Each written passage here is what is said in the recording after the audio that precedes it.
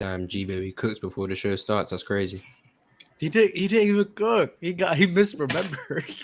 No, G Baby got cooked before the show started. That's why I said. Oh, That's okay. I got hella agendas to push today.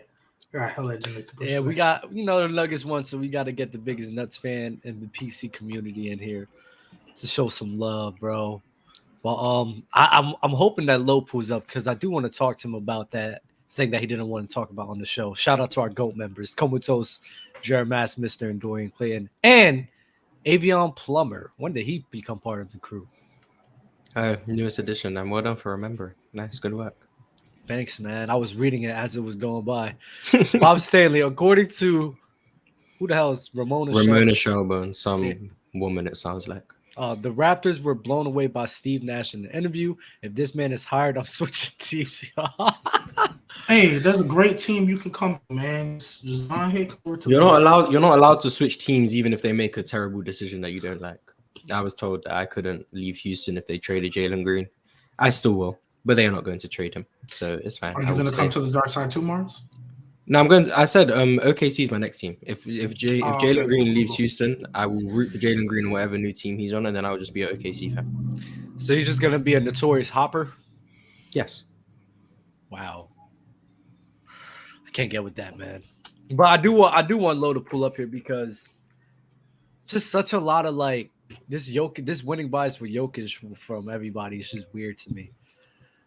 And I do think he was hitting it on the money with these John Stockton talks. Because, whenever you and Low talk about John Stockton versus Jokic, I never argued with you guys about that. Yeah, because you're a John Stockton hater. He's just not that good. See? He's really not. He's really not. Oh, my. So everyone's just a John Stockton hater. That's crazy. Okay. Mars, you know damn well I've been with you ever since you started doing this. Yeah, but I'm not with Low with how low he rates John Stockton. I just don't. How low does he have him? Like he just doesn't think he's good, like at all. Like I just don't think he's like a top 5 or top five passer or whatever. Yeah, he's not a top 5 passer. He's not top 10. He's not top 15. I'm not going that far. I just don't think he's top 5. So yeah, Low kind of gives me a bad reputation considering people seem to think it's agree about the degree of difficulty, Mars. The degree of difficulty. I spoke to Low about that as well, and I don't agree with that either. I spoke to Low about that. Yeah, you rank passing in a way that I've never heard anyone rank passing before in my life. Most ways I rank things is a way most people haven't heard before, and most people don't agree with. But I don't care because shush. With LeBron on the way out, who should the NBA be pushing next? Yeah, who do you guys think? It's gonna be Luka. No, not who it's gonna be. Who you think it should be? Well, I think it should be. Mm-hmm. The guy that just made it. The guy that just made it, but they're never going to. I understand that though. It should be Luka. I think he's more marketable. I do think, especially with the way that he's been performing in his first postseasons, is comparable to LeBron and MJ. I think it's just an easier narrative for you to run for to big him up as the next big thing than Jokic. Jokic is 28, 29 years old, and Luka just has more in the tank later on, and he could be able to sustain that for a while. And you're right, Jaylen Green. And you're right. He's more marketable. You can put Luka on a highlight. No, I'm sorry. Nobody's gonna highlight passing as their next best star. They're not, because when you see Jokic highlights, if he's not making some crazy one-legged three, he's passing the ball. Luka's doing tween step backs and splashing it in people's face.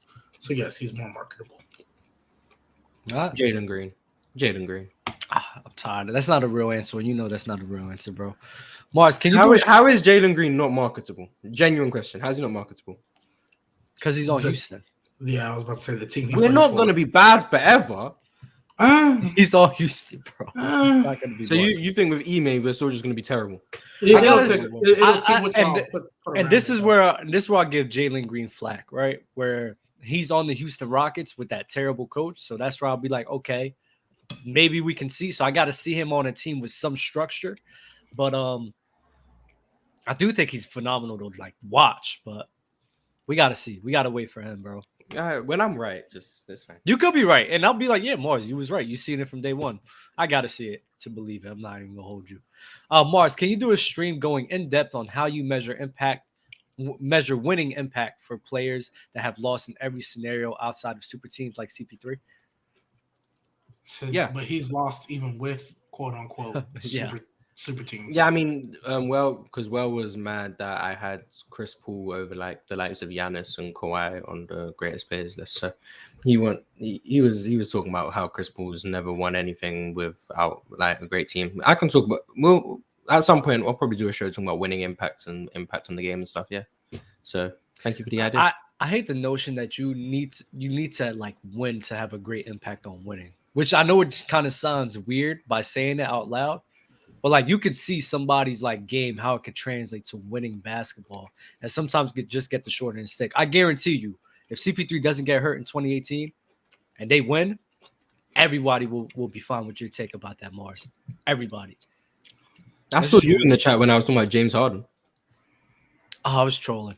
I saw you. I was trolling though. I'm not even gonna lie. And then I seen you guys replying to it. I was like, oh, I gotta stop because I think they think I'm serious right now, and I'm really. No, I knew you was trolling, but yeah, James Harden's in a similar boat for me. But yeah, I mean, if anyone hasn't watched Mars Talk Sports, the most recent episode of the Hoop Talk podcast, you can hear the explanations for why we had guys like Giannis and Kawhi lower than guys like James Harden and Chris Paul, etc. And then you can leave a comment and tell me why I'm wrong, and then I'll cook you. I just hate the Nash hype. That's the only thing I hate with you. I hate the Nash hype so much. You don't think Nash was like that? I think Nash was great, but like Mars just puts him in like a level I just think is a little bit. You still think Jason Kidd was better, right? Yeah, I do think Jason Kidd is better. Yeah. Especially considering the fact like how much he did with like not even being that much of an offensive weapon. I mean, scoring weapon, not offensive, but scoring weepon. Yeah, it's like, yeah, it's like, bro, this dude was really like phenomenal. And I agree. If he's on, I'm gonna say it, if he's on that Mike D'Antoni Suns, bro, I mean, I think that offense will be not as much because Steve Nash does provide more spacing, but he'll do a lot in that system, 100%. You don't think they'll be in the same spot? They'd probably be better because of the defense. I mean, yeah, the defense would be better for sure. Mm-hmm. But yeah, I like Jason Kidd, so. Got you. It seems like it's too much hypotheticals, in my opinion. Yeah. The way I rank is very theoretical.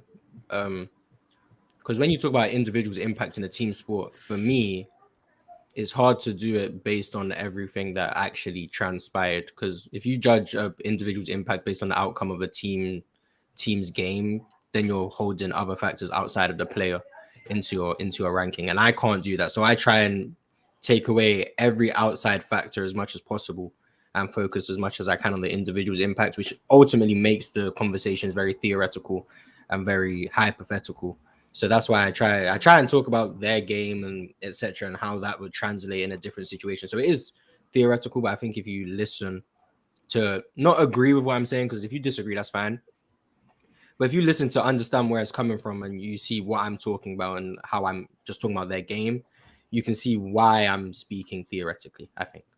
But maybe that's it's excuses, Mars. Right. Anything facts. you say is Yeah, just excuses. Listen to understand, not listen to respond. That's basically a lot of people, and I found this it's extremely common on TikTok. A lot of people judge whether or not you know what you're talking about based on your conclusion or your opinion on something. Like if you think LeBron is the GOAT, if someone thinks LeBron is the GOAT, no matter what argument you make for LeBron being the GOAT, they will agree with you. They'll be like, okay, you think LeBron's the GOAT, you know what you're talking about. Someone else can make a clear, coherent argument for why Michael Jordan's the GOAT or Kareem or Bill Russell, and they'll just say, you don't know ball because you don't think LeBron is the GOAT. For me, I judge someone's ability to know the game of basketball based on what they say, based on the explanation of the opinions they have. If someone can explain something, even if I disagree with it, but they explain it and it makes sense and it's consistent, I'll be like, okay, yeah, this guy knows what he's talking about. Not just, oh, you think the same way I do based on you think Michael Jordan is the best player ever. Oh, you must know what you're talking about. But then if you say he's the best player ever because he won 6 championships and 5 MVP, like, I don't think you know what you're talking about. Did you see the Kevin Garnett and Magic Johnson comments? Oh, yeah. I left a comment on that too. I was like, oh, disregarding 5 rings and 3 MVPs is crazy. I got like 200 likes. I'm like, yeah. Oh, okay. It's so nasty what people do, bro. It's like, and the majority of the time, like the comments are proving my point. They don't bring up anything other than him just being on a winning team or he's just such impactful on winning and everything. I'm like, bro, like y'all, in terms of basketball game, y'all don't have any rebuttals to it at all. Hello, Jokic. Yeah, I don't know if y'all touched on. It sounds like y'all are talking about it right now, but the arguments being made about how good a player is based off of how deep they go or whatever they accomplish, I just don't get it.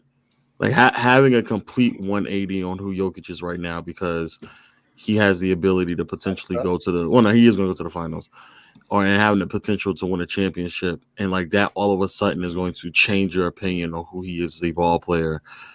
And again, we're just talking about skill. If you're talking about his legacy, I guess.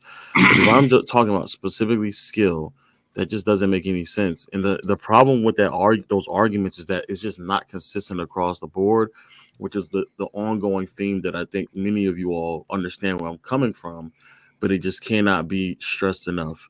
Like Reggie Miller never won a championship. There's no way that anybody's going to sit here and argue that Reggie Miller is not one of the top 3 shooters of all time or top 5, right?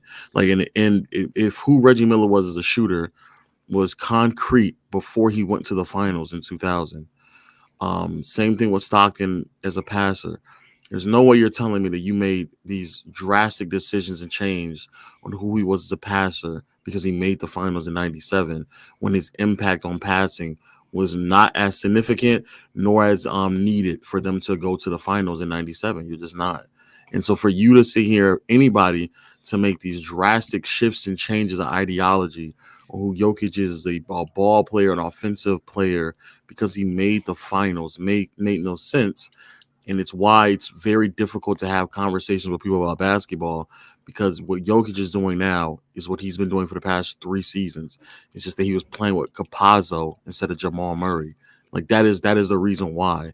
And if you can't understand that, it's the reason why I just don't take many of you all serious when it comes to talking basketball, because most of y'all don't really watch basketball. Y'all just don't. Y'all just go off of what the ironically what Basketball Reference says on the landing page. Y'all look at what it says on their accolades instead of actually watching how they play the game of basketball, and y'all just go off of that.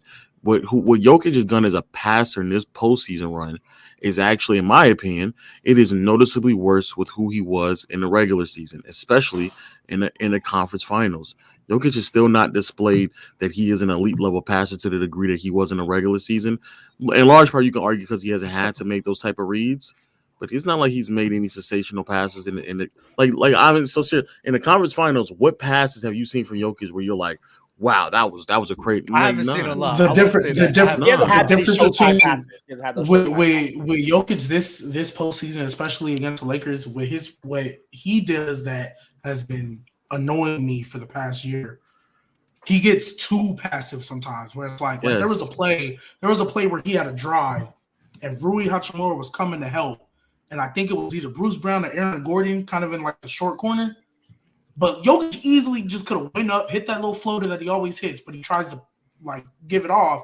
Rui gets a kickball violation, but it's like, yo, I get you trying to get your guys involved, but too many times because of you trying to force people, like he's been forcing Aaron Gordon lobs all series, and it just hasn't been there. Like he's been getting turnovers off of that all series. He's been forcing people that he really don't need to. And let's be real, he's hit 3 circus lucky shots, all because he's been trying to force passes and it hasn't been there. So he's had to throw some bull crap up, and thankfully it's gone in. But his passing, he's still an elite level passer, obviously. Yes. But even in this playoffs this year, at least at the very least in this Lakers series, it hasn't been there. But now because he made the finals, people that were getting on my neck and going at me for the past year about who Jokic is, now all of a sudden on my side. Because I've been saying he's been the best in the world since he took that team to 48 wins. I've been saying it since then.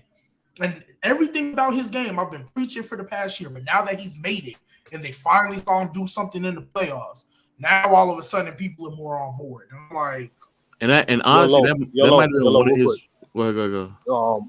How much do you factor in the opponent's defense? Because I heard you on the panel say during this playoff run, his passing looked best against the Suns, and in comparison to the Lakers and the Timberwolves, the Suns have the lowest ranking defense. They have the weakest defense out of the 3 teams. How much does defense play in to your criteria in your assessment of Joker's passing ability? It was the only out that I was willing to give anybody to make the argument that he wouldn't be as a complete offensive player, even beyond passing. That I just don't think the comp is really there. And ironically, you say that, like literally, like, and it's uploaded on TikTok as well. I said this like 2 months ago. I said, yo, what if not 2 months ago, maybe like 2-3 weeks ago. I said, what if Jokic goes through this run and then he doesn't really face anybody? Because I don't think nobody is like ever going to like really stop him because I just don't think he has a comp. And then like literally people in the comment section are saying, oh, AD's going to stop him. AD. And it's like, bro, y'all just don't. But now we're here now. I promise you people are going to say the comp isn't there, or they were not aware of like this idea that Anthony Davis, this mythical creature of AD being able to stop Jokic in 2020, and that's why he's going to stop him now.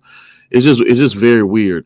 So when I take into the competition, sure, I think I take more in the defensive scheme. I think they're honestly. I don't think so. I don't think people are going to discredit Jokic for that. Because the Timberwolves and the Lakers, they played them defensively different. You know what I mean? So how much do you take that into account? But I think I think the Lakers actually played Jokic bad as a passer. I think they played him really good as a scorer, but as a passer, not so well. I take that into consideration because I don't think they. But it's to also be fair to Jokic, it's not like he had to do anything crazy passing because they didn't really throw any complicated schemes to him as a passer rather than a scorer. So as a passer, it doesn't really change that much or another because it's not like he had to do anything sophisticated to get the pass off. Like when he was in a post, but they were helping one pass away. Like I have to go back and rewatch all his passes. But I would not be surprised. A lot of passes, Dennis Schroeder was coming off Jamal or coming off KCP. Yeah, KCP's just like right there. One pass away. Yeah, they weren't doing nothing crazy on him. Yeah, they weren't doing anything crazy to defend him as a passer. So I have to like rewatch it. I would not be surprised if 60 to 7% of his assists came off of simply dribble handoffs or him just helping one pass away, like nothing really crazy. And so that's what I'm saying about when I'm assessing a passer. I'm not assessing him off of assists because if Jokic gets 40 to 50% of his assists off of dribble handoffs, that's not passing. That's not passing. And so if that's how they want to talk basketball, that's fine. That's why I say the things I say about Stockton. That's why I say the things about a lot of these players that they claim that they watch, but they clearly didn't. Because there's certain things that should not be quantified as the skill that they're claiming that they displayed. Sitting here saying that John Stockton in a half court was dribble penetration to passes. No, he was not. That's not what he did because that's not how they played offense that back then. That's just a lie. But if you saw it a few times in the playoffs and maybe you thought that that's what it was, that's not what they were doing back then. Last question we passed this round. What does Joker have to do to be regarded as the greatest offensive player of all time? What does he have to do? Oh no, I don't know who. I don't think he can ever get that reach. Yeah. LeBron, really? MJ, LeBron and Michael MJ, Jordan still exists. What are we talking about? Curry. LeBron James. No. Not greatest player, not greatest. I said greatest offensive player. What do you have to do? Michael Jordan Curry, still exists. LeBron, Michael Jordan still a player. He's not LeBron James exists. He never touched LeBron. He's not getting. I don't think he'll ever get to the what's point. he missing then? I don't think he can. I think you guys are making that seem a bit too simple. Like it's possible. It's possible. I don't think it. But the reason why Mars, I don't think he can manipulate defenses. As well as LeBron and MJ. I don't think he can. If he keeps this level of performance for a decade, let's say he has 10 years of what he is this year. It has nothing to do with how long he does it. No. I think it's about the way that he does it. Stockton can have 20 years of him averaging 15 assists. I would still think that Magic Johnson is a better passer than he is. It doesn't matter. Like his actual ability, I just don't think he manipulates defense as well in as many ways like LeBron and MJ could. Like LeBron can manipulate it in the post, dribble drive, 3-point shooting. When his mid-range shot was going at is peak, like there's so many different ways you have to guard LeBron. Jokic just does not have that type of rim pressure that LeBron would have. There's just I think there's just way more ways that LeBron. So what does he have to do? What does he have? Yeah, similar to Curry. I think like Curry's like dragging and stretches defenses out, like borderline to the half court line. Like I just think that there's certain things that those players do that puts way more pressures on the defense in various different ways that Jokic just doesn't do. I just all right. Let's put a little bit of category there. What does he have to do to pass Kareem and Shaq offensively all time in terms of greatest? He don't have to do that much. I don't think he has to do that much. Yeah, I'm about to say low. No, I'm asking low. What does he have to do then? If you want to go off on longevity, yeah, if you want to just say that and maybe he just plays at this level for another 2 or 3 more years, then that's fine. I think that and to be fair to especially Shaq, I think Shaq, especially as a scorer, just had much more consistent performances, even against against the Spurs. Like this right here, I think this is like one of Jokic's worst scoring series that he's had in the postseason. So I don't think Shaq ever saw that type of drop against an elite level defense. Maybe once against the Spurs. But I think that if I just see more consistency from him and picking up in other spots offensively, because to be fair to Jokic, even when he is dropping as a scorer, he still picks it up as a playmaker in many regards. But he was a solid offensive rebounder as well. But yeah, I would more so just say how he played this year. I think will be on par with what I saw from Shaq in those 4 years in the playoffs. So if he's able to sustain what he did this year in the postseason for maybe another year or two, then I can start having those conversations. All right, that's fair. Fair assessment. And what about what about Kareem? Because I know same thing with Kareem. It would be he would just because I think I think the one thing with Jokic quiet is kept. I think he's like his ability. I think he has a way better center of gravity and way better balance these last 2 years than he did on 2020 and 2021. If you go back and watch the bubble, he was able to get just pushed off his pivot and pushed off his spots or kind of battling down low. He struggled with those. Now, like he's much more firm in the post when he's driving to the basket. He has the ability to even still kind of stand his ground. That's how he kind of just mushed off Anthony Davis and got to the rim. Like those things he just wasn't doing in 2020 and 2021, in my opinion. But these last 2 years, he's been way better at like just having solid balance, solid center of gravity. So when he is driving to the basket or he is posting up, it's even harder for you to like kind of push him off his spot, which also makes it much more easier for him to then spin off you, get to the rim, or also kind of just stay solid while he's trying to like assess what's happening behind him in the post. So that's why I said he probably just needs another like a year or two of what he just did. What about Will Chamberlain? Man, I think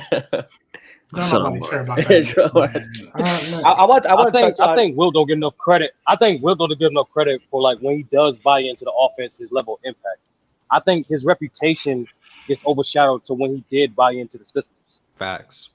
Look, when you find me his 100-point game, then I'll believe we need more tape. When you find me his peak isn't even when he scored 100. Listen, I don't want to hear. I don't know why y'all keep putting Kareem in this conversation, man. I know. Should not be here, but I don't know why. I don't know why y'all. This man is not in this conversation at all. Also, another thing that I was trying to have people have a conversation on, but I can clearly see that many of these people are just not ready for it. The positionless argument, right? Like I don't like outside of like shooting threes. I'm with you there. Outside of shooting threes. Why is what Jokic does that far removed, and obviously like fast breaking, but like the way that he just plays, why is it that far removed from how they used to play back in the 60s and 70s? Because it's not good enough. No, but like because when they claim that like it's like this traditional ideology, but like Jokic for most part in the half court, does Jokic not play similar to like Kareem and them? Not Kareem and Wilt.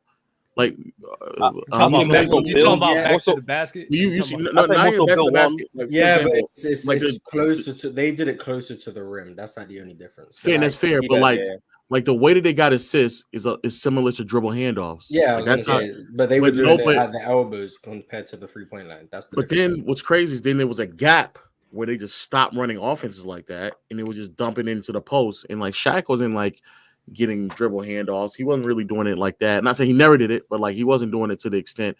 Like every single time Wilt would get the ball in the post, somebody's cutting for a potential dribble handoff. So almost every single time, and they run that way more often. I say all that to say, I truly believe basketball should be played the way it's being played right now, and I think it's much more similar to how it's getting played in the 60s and 70s. Like what Jamal Murray is, like he's not what anyone would call a traditional point guard, but the way that Jamal Murray plays is very similar to like how Jerry West would play in a combination with Will Chamberlain, dribble handoffs, get the screen, pulling up from three. Like that's how he would play. Like that's literally how he would play. So like when they're saying that that's not a traditional point guard thing, like no, like that's how many of the point guards back in the day used to play. Okay, I see what you mean. You're saying how there's similar sets that even from the 60s and 70s that we see today, it's just enhanced. Like what Bam does is more similar. Basketball is more similar. It's a lot more similar than people think. And you're saying that it changed in the 80s and 90s because that's and they call that traditional when there was actually a whole nother era of basketball that was played. And ironically, like what Bam does with his dribble handoffs and he handles it near the elbow or all that, like that's actually much more similar to like what Bill Russell, Wilt Chamberlain, Nate Thurman and them used to be doing. But people just don't watch it. So they think what I'm saying is crazy. But if you actually go back and watch it, they would just throw the ball to a center and just dribble handoff, people running around them and all that. Like there was a lot of sets like that back in the day. Shout out to the Princeton offense, man. Shout out to the Princeton offense. I want to talk about.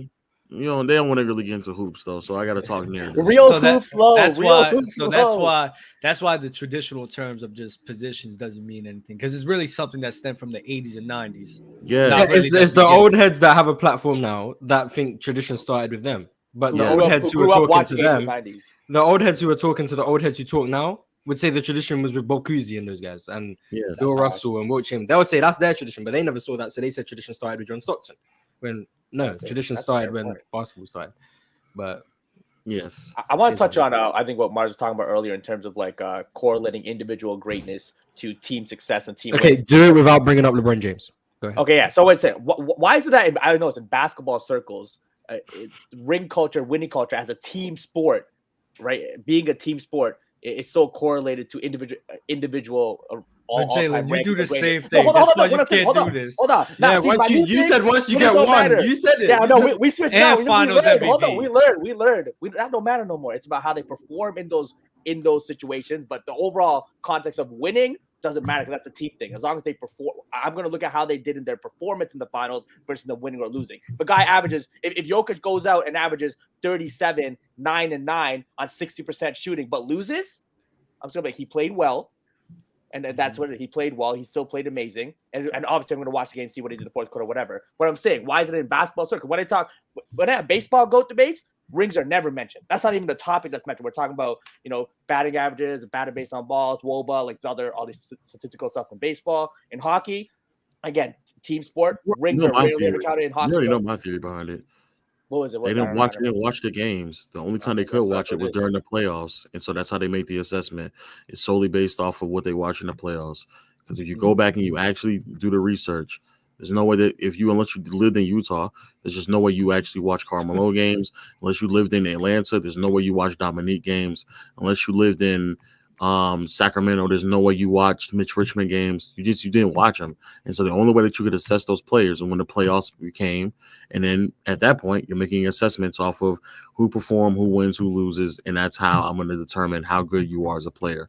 But there's no way there's literally no way. I don't care what anybody says. There's just no way that you were watching any excessiveness amount of John Stockton games unless you lived in Utah because they didn't have that many national games. They just didn't. They were the original box score watchers. They'd read literally Dominique Wilkins had 32, 8 and 4. Oh, that's got a money mid-range game. That's all you know. You'd read in the newspaper what they had, and then that was it.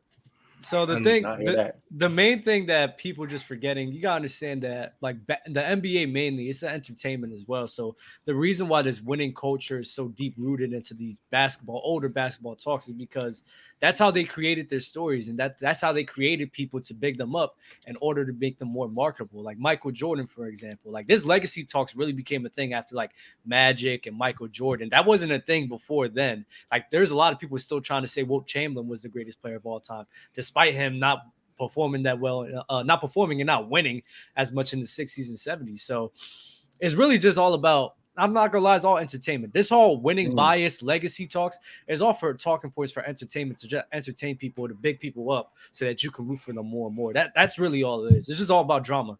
It's not consistent though. That's the problem. It's just not consistent. The real thing is if you try to strip away the accolades and the narratives and all these talking points that ESPN and Fox Sports and even Players' Choice have made a living off of, people wouldn't be able to talk basketball. They couldn't do it. A lot of people, respectfully, even on this platform, cannot talk basketball without the narratives. They can't do it. If you actually ask them to talk about the game and explain these players' tendencies and why this player is better than the other, they couldn't do it. They literally are incapable of being able to break down a basketball game and talk about the game of basketball. They can't do it. On big mainstream TV, they can't do it. On YouTube, on other podcasts, they can't do it. Even on this podcast, they can't do it. That's the issue. So you need to talk about the narratives and all of those things because that's how people feel like they can contribute to the conversation. Because if you actually started talking about the game of basketball, a lot of people would be clueless. So and I hate the points like when people just run off of points like, oh yeah, this guy was just such a great leader. That's why he's on a different level than this other guy. Like that's I hate the leader argument. Dub. I'll let you in on a little secret. This is what they do. When they can't explain why a player is successful, they use buzzwords. They'll use leadership, intangibles, hearts, and they wanted it more. Dog. They got that dog in. They'll use these terms that mean nothing because they can't explain why a player who is less skilled is having success and playing well. They can't explain why Jimmy Butler is actually really good in the playoffs without believing it's just because he tries harder than everyone. They can't understand that he's literally just smarter than everyone. He understands angles. He knows he has probably one of the best pump fakes in the NBA. He knows how to draw fouls. They can't understand that he's an extremely strong wing who's able to bully guards in the post. He also gets inside position on offensive rebounds. They can't explain these things because they don't understand the game. So you know what they do? Guess what? He just has heart. His mentality is just stronger than everyone. Man. They can't explain basketball. So they use these terms that no one can argue against because it's like, oh yeah, he does have dog. He does work harder than Jason Tatum. Maybe he's just better than Jason Tatum at basketball. Maybe. But you can't figure that out without just using terms that no one understands. Wait, he could also be a good leader though too, right? He could also still be a good leader. Yeah, I think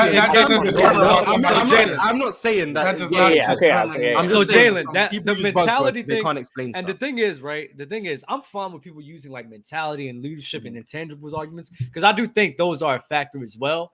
But when you are just basing like a big portion of your reasoning on why player A is better than player B, and that's such a big portion of it, no, because it's not really like that. It's that not. Can't be the difference maker. Like Jimmy Butler, like and Mars hit it on the money. Jimmy Butler and Jason Tatum, even though like JT's a better scorer, like Jimmy Butler is more physical than Jason Tatum.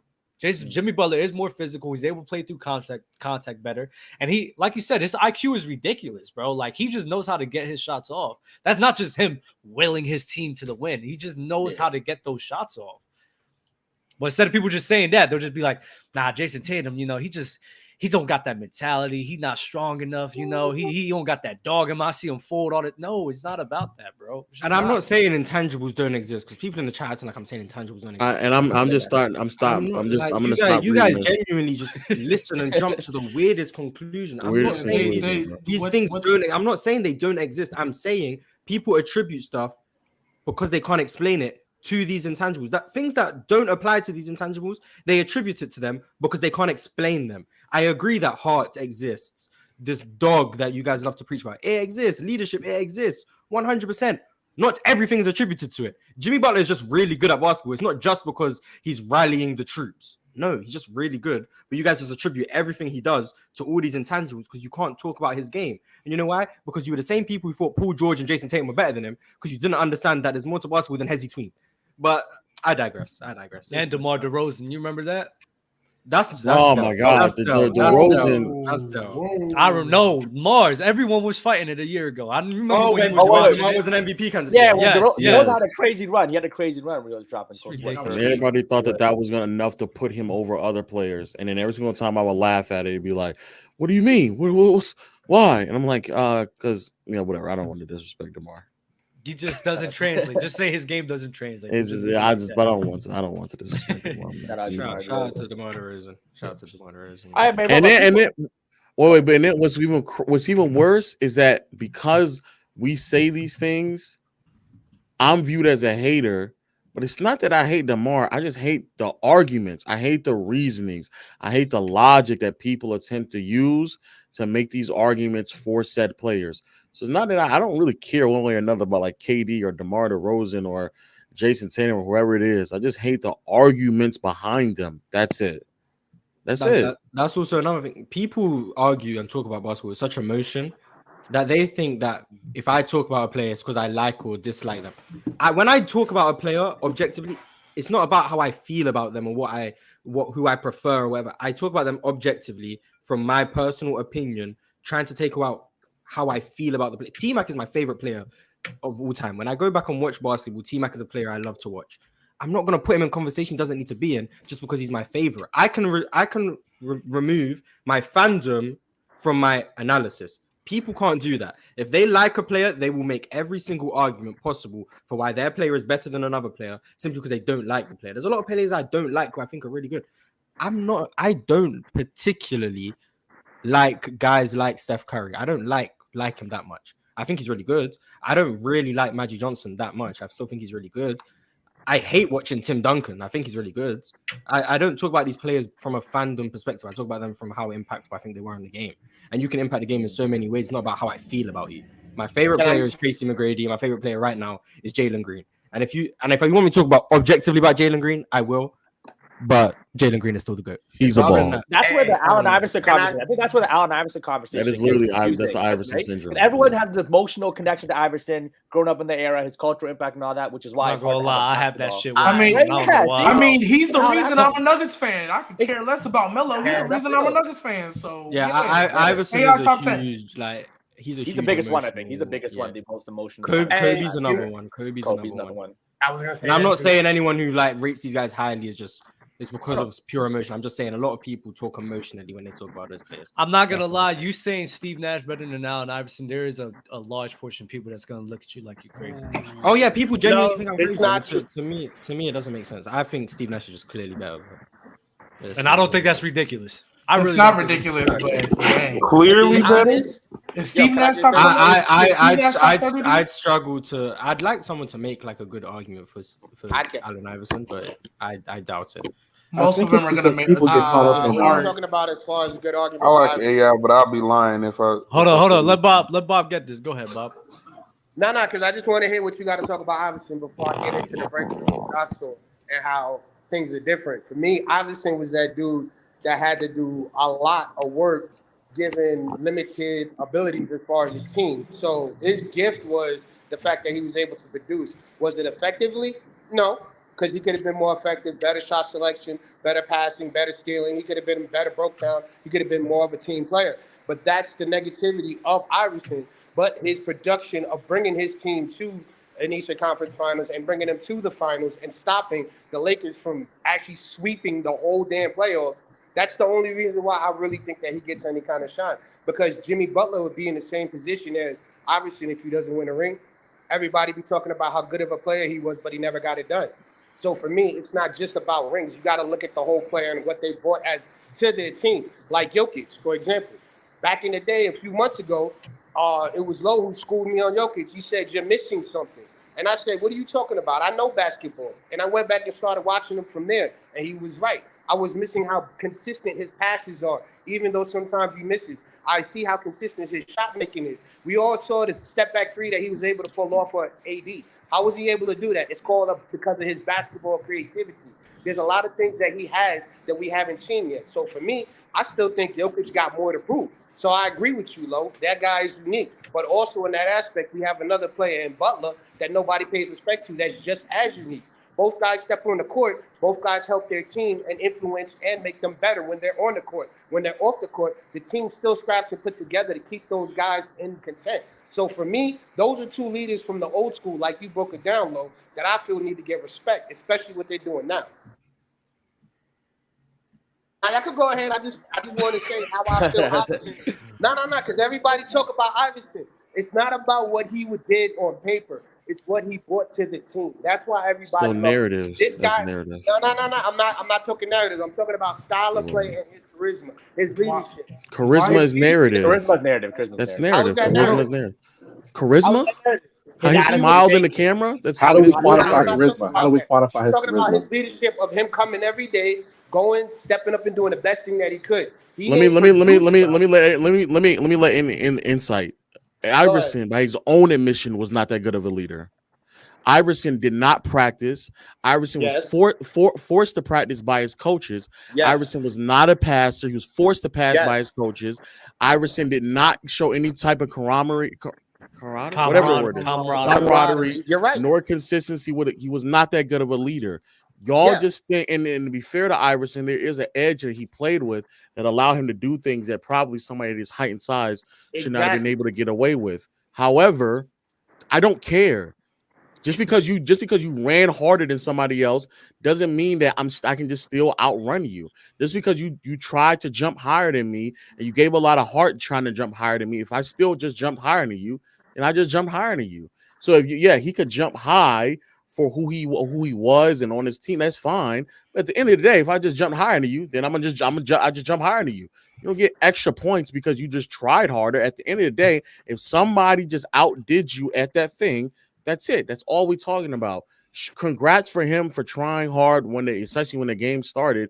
But like all that other stuff, no. I wasn't talking like that. What I was trying to talk about was his game, but I see what you're saying because you're saying even though that he put it on the court, it wasn't good enough for him to be productive.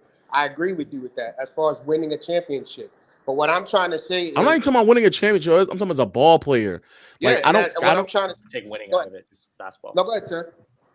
No, I like it's like as great of as hard as he may have played to try to get quality looks off and shots off, and without a doubt, probably more difficult for him than somebody else. He just wasn't making them as often as everybody else was. Okay.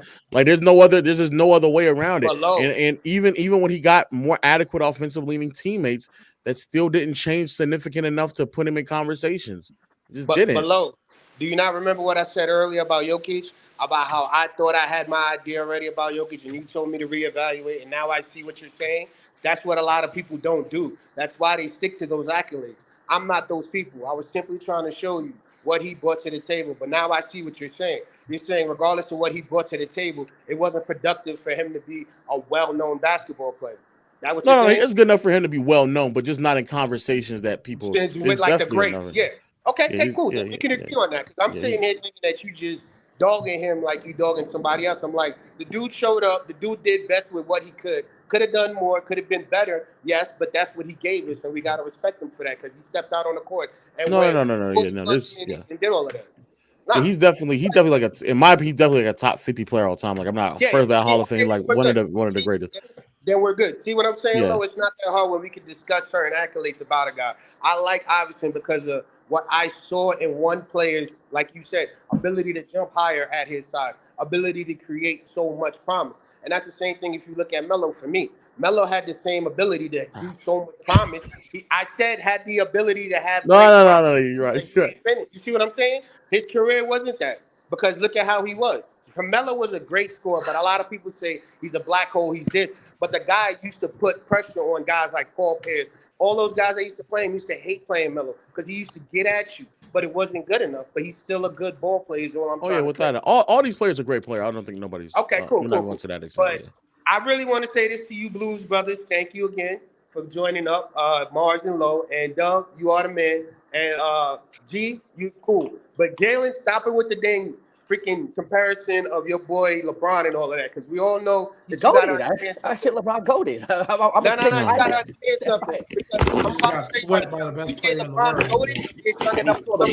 Jordan's on by year 20 is crazy, G. That's a lazy take. See, it's like that when people say he got swept in year 20. No, I didn't say that.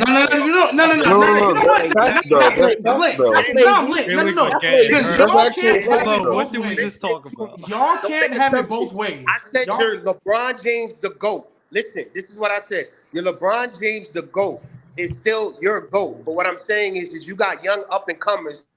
Jokic, Butler's been there for a minute, and nobody gives him the respect. But now I think you guys that are all you fans that are LeBron James fans need to start looking for somebody else because LeBron James has not been that good in the last few years. Everybody already knows I got Luka Jokic dominate the next decade. Everyone knows that. Let me finish. The last game he played, I give him his respect. The man was out there game 4 doing everything. But this is the problem with him. He was not consistent. If LeBron James was like that the whole series, I would not be saying nothing to you guys. Like I said last series, I respect LeBron because at his age, he's still able to put up good numbers and be a beast. But I'm not going to respect him because of the fact is everybody's just going to keep telling me he's still the same guy he once was. He never was. Say that though. No one's saying that. He's still great, but he's not that guy. Yeah, someone told me he was in the he's not that guy, Jaylen. He's just not that guy. He's not 20. Someone told me he was in No. He's just not that guy, period. No, he's not that guy. No, the problem is you got young up and comers like Jimmy Butler. You got Giannis, who's probably going to be like this for the next 5-10 years. You're going to have a lot of young superstars now that are going to look at. All I'm telling you, Jaylen, and all y'all LeBron fans, start opening up your eyes. Pay attention. Yeah, I've been open though. Hold on, yeah. That you guys don't pay attention. I was on this show. I was on this show, and Mars even heard it. He said every LeBron fan's going to move to Jokic and Luka, and he knows those are the two guys that I said. I've been I've been on the Jokic and Luka thing for the past 3 years to be the top two players. No. I'm a basketball head.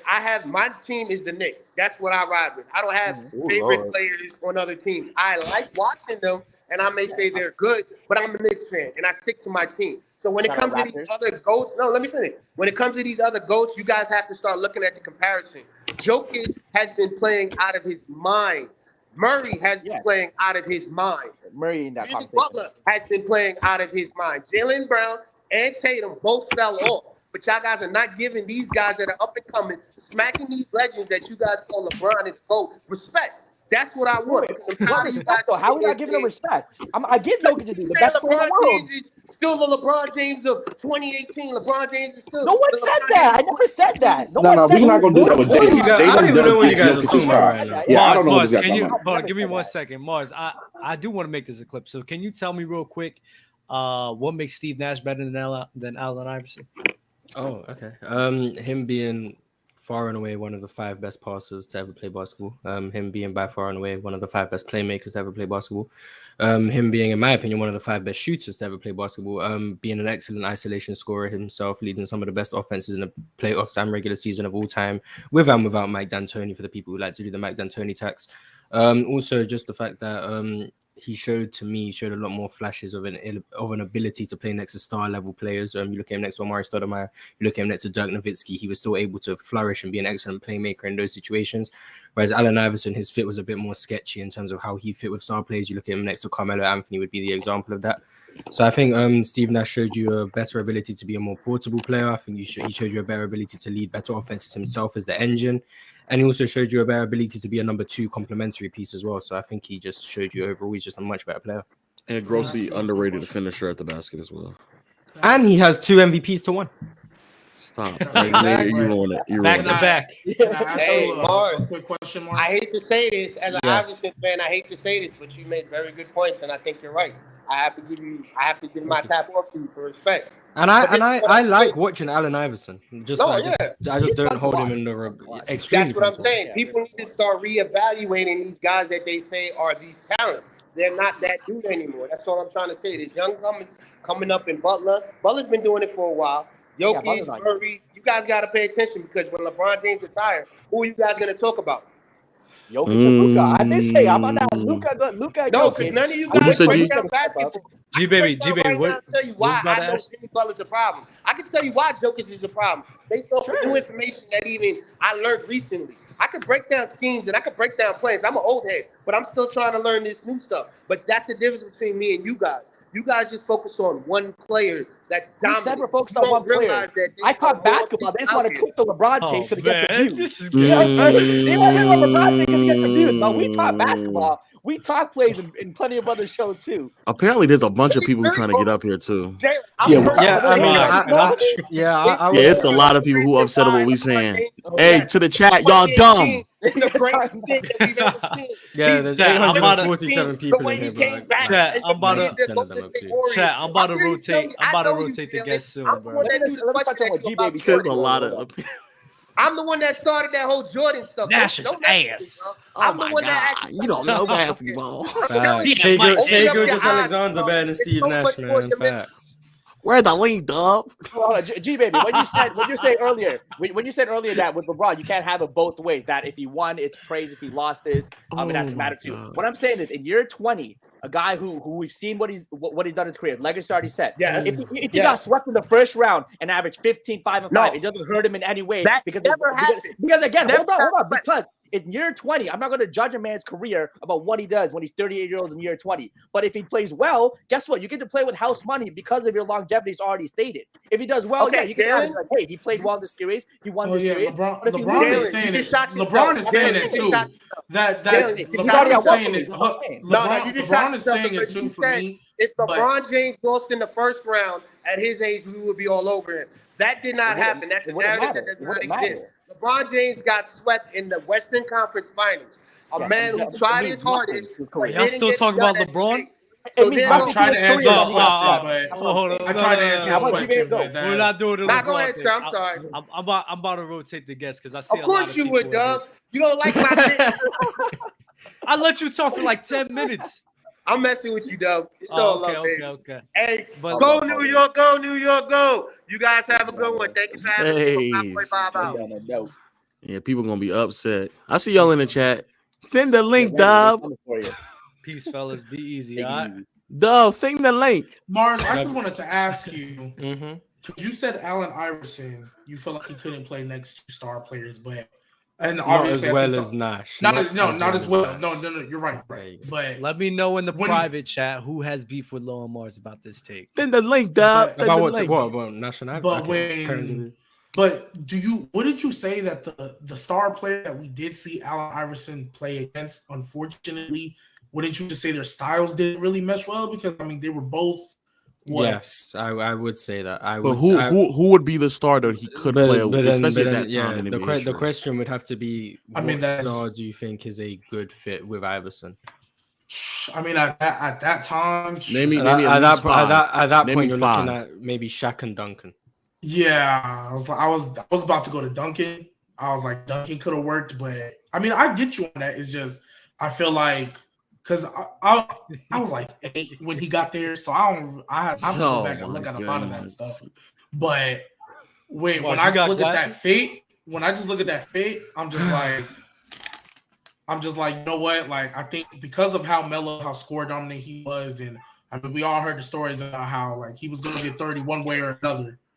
It's just like I feel like AI and Melo were, like, in hindsight, were never really going to work. They had good success a little bit, but. I mean, the second they got rid of AI and got Chauncey in there, they made a WCF. So it's like it's tough. Which is weird because no one seems to make the argument that Chauncey Billups was better than AI because once he left, the team had more success. But they want to do that with Steve Nash and how Dallas had success after he left. This is weird how that seems to happen as well. But yeah. Send the link, Dub. I still. By the way, I still think Allen Iverson is an extremely good basketball player. And no. I you know. People seem to think like I think Allen Iverson was just terrible at basketball. No, I do not think that. You don't know basketball, Mom. You want to watch it. Facts. You ain't watching. Unfortunately, man. I can't push. What you gotta say, fam? Real talk. I had to get the glasses for you guys. Bifocal PC, no, y'all were man. just up here. I don't know. Y'all have gotten so much nasty rhetoric off. There's no nasty rhetoric we got off. What nasty rhetoric did we get off? Or did they get off? I ain't said nothing nasty. Let me see. First off, I do want to touch on the. I know y'all were saying, oh, we're not saying that intangibles doesn't matter, or that winning at all doesn't matter. But I do think there is an element, like to the victor goes the spoils. Like that's a part of sports. It's low key like a part of life. Like, of course, we would love to put context around every situation, this, that, and the third. But winning is a part of sports. Like it is. That's why you have a winner and a loser. You have a gold, silver, and bronze. And what you achieving those accolades definitely does matter in sport. Is it the end all be all? No. But for people, it is the end all be all. For many people, it is. I wouldn't necessarily say that, but I would say that.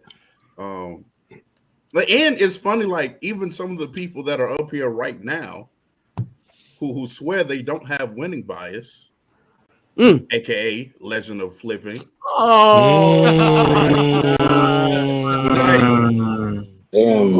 I will keep bringing this up until it makes sense. You were just Giannis's #1 fan not too long ago. Me being a Giannis fan and me not believing that he can be #1 are two different things. But when you had him #1, but look, this is what I'm saying though. When you had Giannis #1, you knew that he was deficient in half court. You knew that he was a bad free throw shooter. You knew he had Mike aren't Budenholzer. you knew he had Mike Budenholzer. Like But this is new things. But this is before this season, because while this season was going on, I was very active in saying he's dropped as a mid-range shooter. He's dropped as a post scorer. Like this is one of his just worst. In contrast to the 2 years prior, he's playing worse. He was playing worse. So okay, so I have a question then. So how are we doing the best player in the league now? Because How good you are at basketball. Yeah, but I want to also be clear though. When we had those conversations, I was always open to the concept that Jokic was better or Curry was better. Even when Ticket kept asking us Mars and I that question, we were both like hesitant to answer because it truly could have been any name.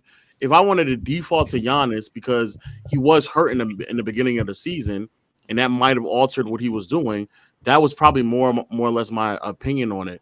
But like even right now, and be honest, if you want to say that Curry is better than Jokic, I honestly would not be that mad at it at all. I just think Curry was missing a lot of shots because of shooting variance. I don't really think it's that wild. However, because even right now, if you want to say Curry's better, I don't really care. But if the problem is that in particular Giannis, just this season alone, he was just noticeably worse with his jump shot, with his post ups, than he was in years prior. I even think defensively he wasn't the same player either. They also could have just been through the injuries. And yeah, he just wasn't. And what I was getting to, like, as far as the best player in the world, because I remember there was a time like, is it now? Are we ranking this like who's having the best season to season? Because I remember like in 2015, Bron didn't have the best season, but we all still knew he was the best player in the world. Like there are. I thought it was more debatable. Are you ranking it? Are you ranking it off skill set, or are you ranking it off who's having the best season to season to season to season? Okay, say something. Nah, because here's my thing. I'm about to say this. Anyways, Dub. The thing is, like you brought up LeBron. I know it was an example, but when LeBron was the best player in the world for a time, for a good minute, there was a gap between him and number two. Right now, there is not a significant gap between 1, 2, and 3. So when we have it that close between 1, 2, and 3, even though some people do drag it, and yes, there is a winning bias. Because Steph Curry, Jokic, Giannis, they're gonna do what they do in the regular season because that's just who they are. So when people then start to look at the playoffs and determine, well, what did you do when it mattered the most? I think that's where the shift. Don't get me wrong. A lot of people are saying Jokic is the best because he made the finals, because he made the WCF. That is a lot of people. Right. Because they weren't saying that 6 weeks ago when I was telling them for over a year he was. So I will definitely give you that. However, don't because a year ago you had Giannis. Let him cook. But when you look at how close they are, you then start kind of have to nitpick a little bit when you get to the playoffs. So it's not really a season by season, because I was saying even when they got bounced in 5, Jokic was the best because his impact to team, they won 48 games. And Giannis and them with all their guys won 51. That was a 3-game difference. A full season where he only missed like 8 or 9 games. He playing more than everybody. I think when you look at impact to team, well, I look at what you look like without you. I was told by a lot of people that Bucks team would still make the playoffs without Giannis. They'd be in the play-in, but I was told they would still make the playoffs without Giannis. Now the Warriors, and that's why, like the Warriors without Steph, yes, they would fall apart. Absolutely. But especially when we look at last year too, it's not really a season by season basis. But the Nuggets would be a top 5 pick if Jokic wasn't there last year. No Jamal, no MPJ, no Jokic. That's a top 5 pick team. And also, I want to say that 2015 is probably the closest for LeBron where you could argue that somebody else might have been, like Curry might have been the best player. Like 2015 is 2015. No, not Curry. 2016 maybe. I don't know about if Steph won the Finals MVP, people would call him the best player in the world. 2016 was it? Who's 2015 then? LeBron was still better than No. I'm saying that's the closest the gap was throughout 2016 was a little that tenure right there was KD. It was still KD. KD even was though he hurt in got KD hurt. 2015, was no? hurt that year. It was still KD. A lot of people. It was LeBron, KD, and then. Wait, Oh, so Wait, now wait, see now Dub is just Steph cocking won? right now. That's just Wait, what it Steph is. Come won, on. you What know- you Nah, talking that's about? definitely That what nigga it was is. hurt. LeBron, That's KD, A nigga who's hurt nobody all of a else. sudden and can No, compete wait, now. Steph You won acting unanimous like- MVP. you Nobody acting was like- talking you about acting Steph like in you acting like 2015. Kawhi Leonard wasn't still like a top 5 player for him while he was being hurt. In 2015? No, not Oh, 2015 oh, when Kawhi was oh, hurt. He was yeah. still a top 5 Okay. player. Pri- In that prior time- prior to the what I'm finals saying. in 2016, I think that's the closest the best player in the world debate has ever been. Yes, because people that season, the way Steph was going crazy, not playing all these fourth quarters and all that, they were trying to push like, hey, yo, Steph might be the best in the world. And then Steph it was is like, nice. oh no, wait, there's levels to this. When LeBron Yeah, if walked he back. completed that That's how 73 that to 9 season, most definitely. But that's a winning balance we talking about. All right, does anybody have problems with what we saying up here? Because I feel like we just spitting facts, and I just think that send the link, Dub. It's about to send the link, Dub. I thought we weren't talking about LeBron no more. No, Yeah, no, that's fine. We gotta talk can be LeBron. done with LeBron. What- We can be done with I LeBron. just wanted to ask Mars if I could push a narrative now. Oh, Oh, okay. ESPN Mars. Let's go. Ingram over Jaylen Brown narrative now. Facts. I've been pushing the Or Brandon Ingram in the that's not really a narrative. Facts. It's like how far? Nah, I heard. Okay, so let's many slow people down. come Let's up with slow down on LeBron Jason tweet. Tatum. Yeah, But I ain't saying any up there Jaylen at Brown, the Tatum. Jaylen Brown, But I it should agree. be Tatum, Ingram, Brown. Facts. That's how it should be. Facts. Is And I that really heard- that much of a narrative? I've been telling people about Brandon Man. Ingram. I've been I've been hearing so many The people come with playmaking that. jump Oh, was Brown is real. so The much better. playmaking jump from I Brandon mean, Ingram. I don't know how Jalen's the much best of a player on jump- the Celtics though. So Nah, he You took said a jump what? this year with his playmaking. isn't Jalen the best player on the Celtics? I'm No, he's not. Okay, No, now, he's not. now there's a narrative. That's a narrative. Oh my That's god. That's the narrative. Now that's the Oh my crazy God. narrative. How he the best player shooting 8 for 23 or 9 for 23? Jaylen Brown got to be the Marcus Smart. and at home. Like, come on. Is he taking me serious when I'm one of the biggest No, Tatum supporters? Yeah, I know. Hey, Yeah. I'm just saying, Oh, like, we're not okay. doing that. I know it's a narrative, but I hate that narrative. Dub, I when are we hate gonna the read Jaylen Super Brown Chats? narrative. Yeah, Jaylen double Jaylen Super Brown, chats. no, yeah, And when are all these time. people who be crying in the chat going to actually come I'm up here and take letting- the link and I come on will and say read the something, bro? super chats when I. They can't But- argue that. Oh, the Nash and the oh. Iverson. Well, Isn't it Mars I- reading I- super Nash chats? and Iverson. Oh yeah, Mars. You Oh, are reading yeah, Mars super reading chats. Mars, super it chats. is. Yeah, Super Mars. chats. All right, Dub, bring up the super chats and I'll read them. Mars, you have host powers. You can do the same thing. But Dudley, Yo, in here, you see how he did that, Yeah. dog? Dub, He bring trying up to the make you super seem chats like and I'll that's read nasty. them. He's Nah, nasty. he Dub, has bring host up the powers. super chats He's and I'll nasty for that. Nah, He but trying to make Dudley. it seem like you the reason why. He's nasty. But hold Dub, on, just bring them up and I'll read them. Dudley over here next to Real Talk. He did say he has smoke for y'all too. Dudley, you there? All right, what is it? Yep. You can hear me? Yeah. Go ahead, bro. Spit some fire. Nah, you can't. All right, so what we not gonna do is sit here and act like the Nash thing is not just a little bit crazy. I understand where you're coming from. Most definitely, he's definitely a better offensive player than Allen Iverson. We can't argue that. No, most definitely. Hold on, just listen. But you also gotta understand where people are coming from because of that winning bias that you spoke about. Now, him never making the finals is always going to make people never want to listen to those points that you give because, unfortunately, Allen Iverson did make the finals. Now, we could bring So context. Unfortunately, is a word. Unfortunately, That's what it is. Unfortunately, Later than Nash. That's what it is. So I'm saying for your points, like unfortunately, people will always bring that up. Like, yeah, you could say all you want, but you know, AI made it to the finals. He actually brought his team to the finals. People already don't like Steve Nash. They feel like the MVPs that he did win are a little bit shaky. You still got people like Shaq. You still got people like Shaq crying on TV saying that he or Kobe should have won.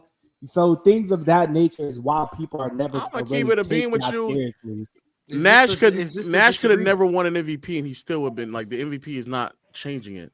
His best year was the year he didn't win MVP in 07. I'm about to say, yeah. But is this doesn't sound like a disagreement. This just sounds like you're explaining why people have Iverson over Nash, which is something I understand. Personally, I disagree. I disagree with you personally. I understand Why? where you're coming from.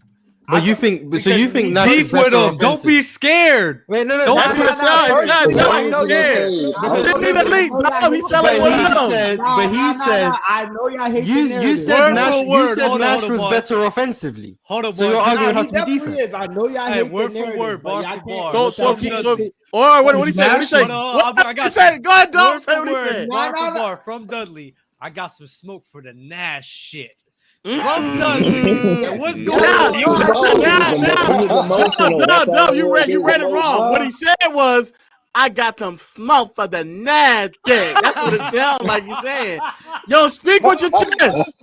I for sure because I don't like y'all hate the narratives, but personally for me, the narratives matter in this situation. Because Why? Because at the end of the day, that's what drives the team. Sometimes we don't like to admit that shit. No, it does not. Wait, let him Yes, finish. it does. Let's talk about. Don't let low yell. Yeah, don't let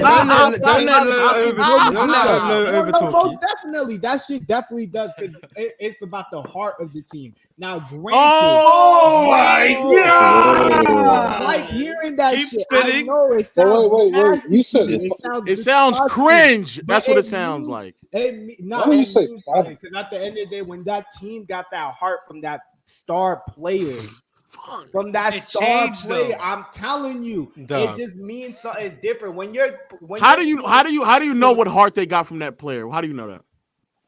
You could just tell by the way that the team is operating. For example, Allen Iverson, his team wanted to play defense for him. They knew that nigga couldn't do shit on defense.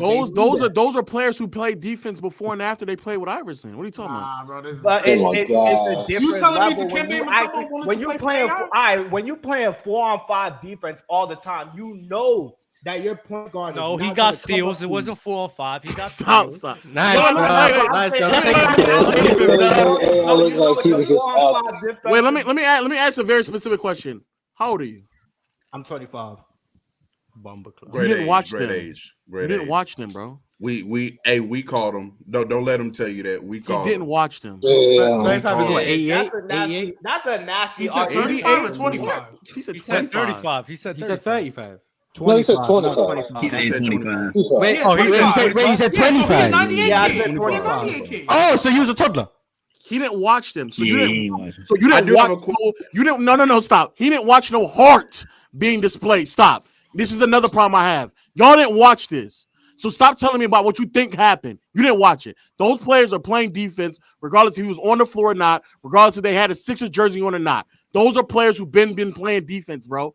You did not watch them. You were 4 years old. Dikembe Mutombo was playing. I have a defense question way from before Mars. I mean, he- we No, know I we was know there, what but I didn't like. Thank you for stopping by, Dudley, but I got to send you Mars that. and Low. I do have a question for you. Mm-hmm. Don't ever Is again. Is Dallas I Steve beat these niggas Nash up today. better than any version of Allen Iverson? any version, no. No. Any version, No. no. I'm not gonna say He's like better than the Grizzlies, Allen Iverson. like 03 Steve Nash isn't better than 01 Allen Iverson. No. But Dallas Steve Nash was giving you very good years that people seem to just look beyond for But whatever I'm reason. asking. but it was a gap. But no, he's is not better than is Dallas Steve Nash better than? no. Okay. No, What better than? Wait, So- what do you- But Better than can AI. I, That's what he's gonna say. Better Better than yo, than AI. can I jump in on the Iverson what's the name conversation? Go ahead, fam. So does Yeah, so what up, does bro? Mike Appreciate y'all. D'Antoni does Mike D'Antoni take any account The or same, like the same this- accountability that Larry Brown takes. yeah. Yeah, Mike Larry D'Antoni Brown? is horrible though. He helped AI produce offensively.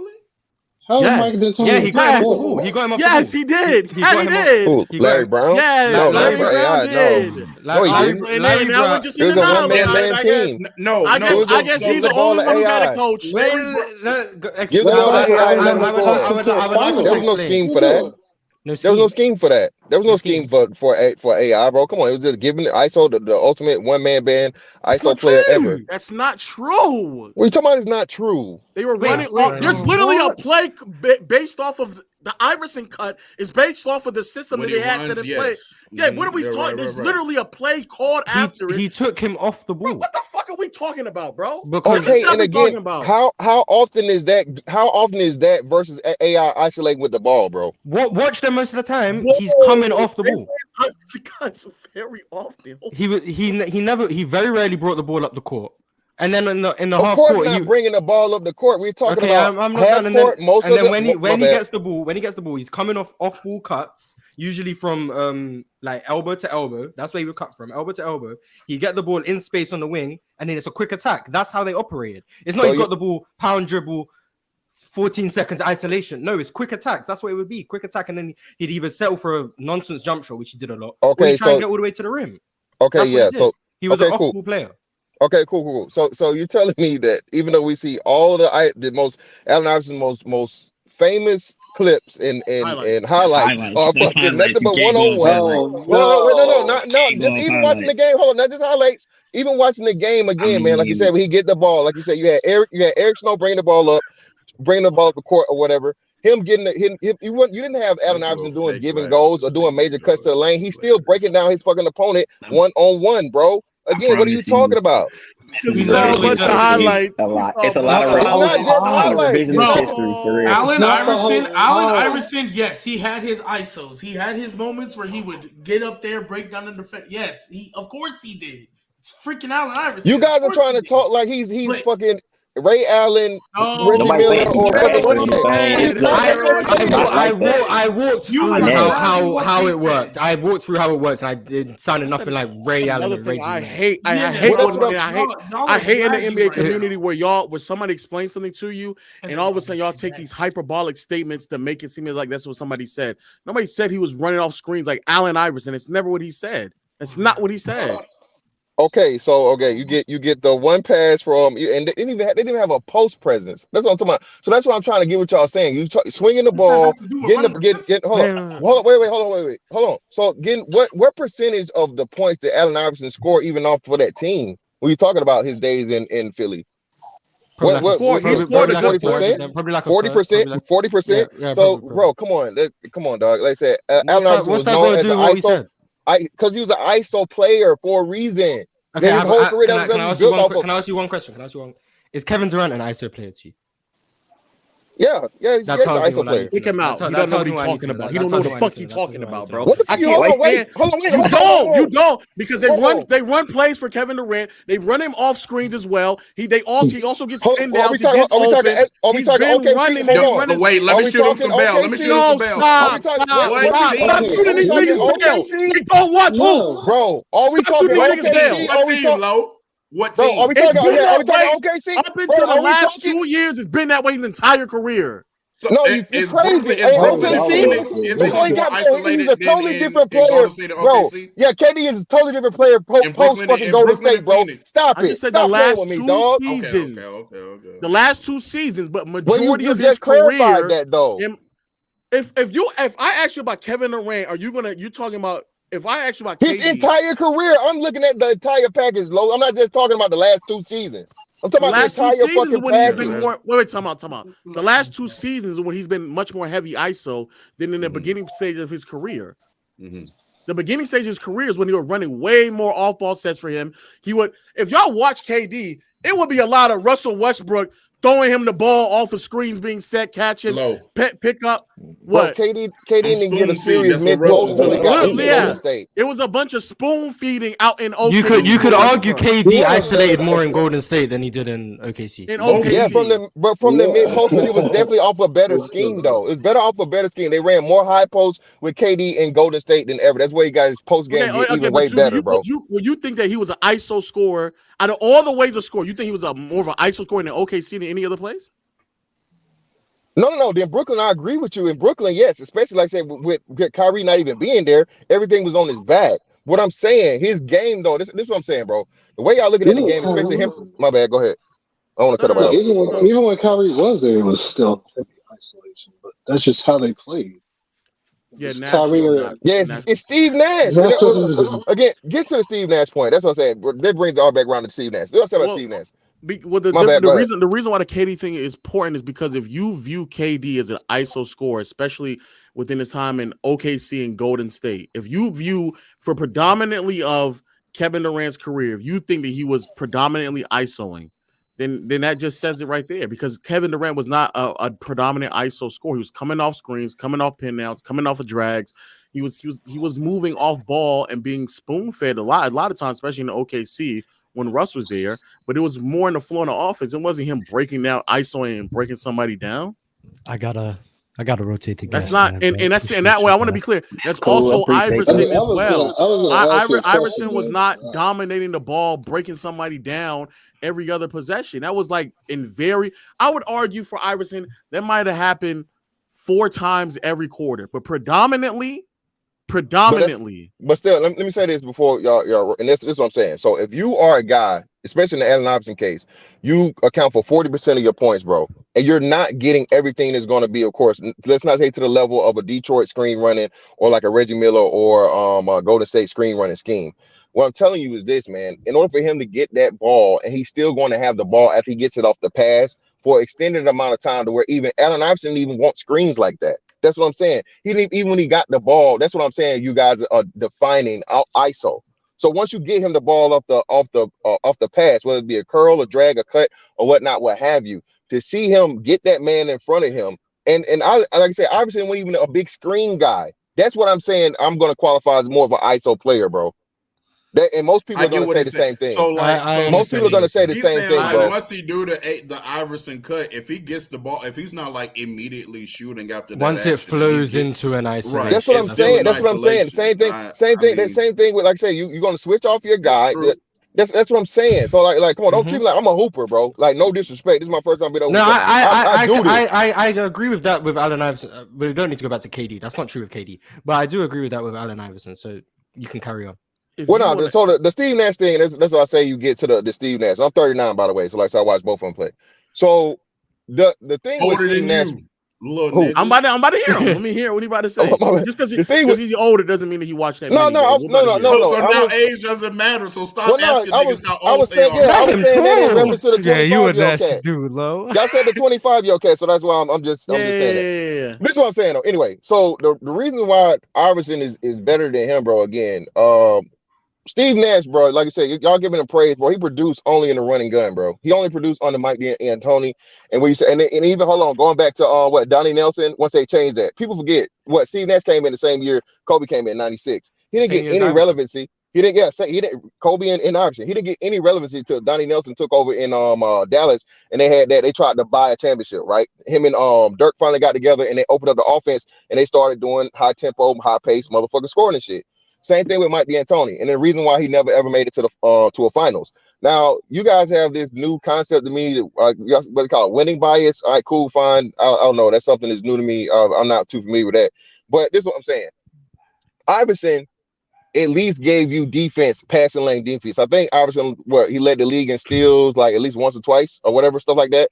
And Iverson too, when it came to getting you a major bucket, and at the end of the game, Steve Nash didn't win as many games for you as fucking Iverson was going to win you the game when it mattered the most. Now Steve Nash efficient. He's efficient, yes. But then too, you got to look at his roster, and part of that being Allen Iverson's fault. Allen Iverson wanted to be the one-man band, so you can't really take that away. He made it that way on purpose. But bro, look at, like you said, how much easier will it be for you having a prime? Not you. I'm talking about a prime Amari Stoudemire, a wave underrated matrix that people don't even understand.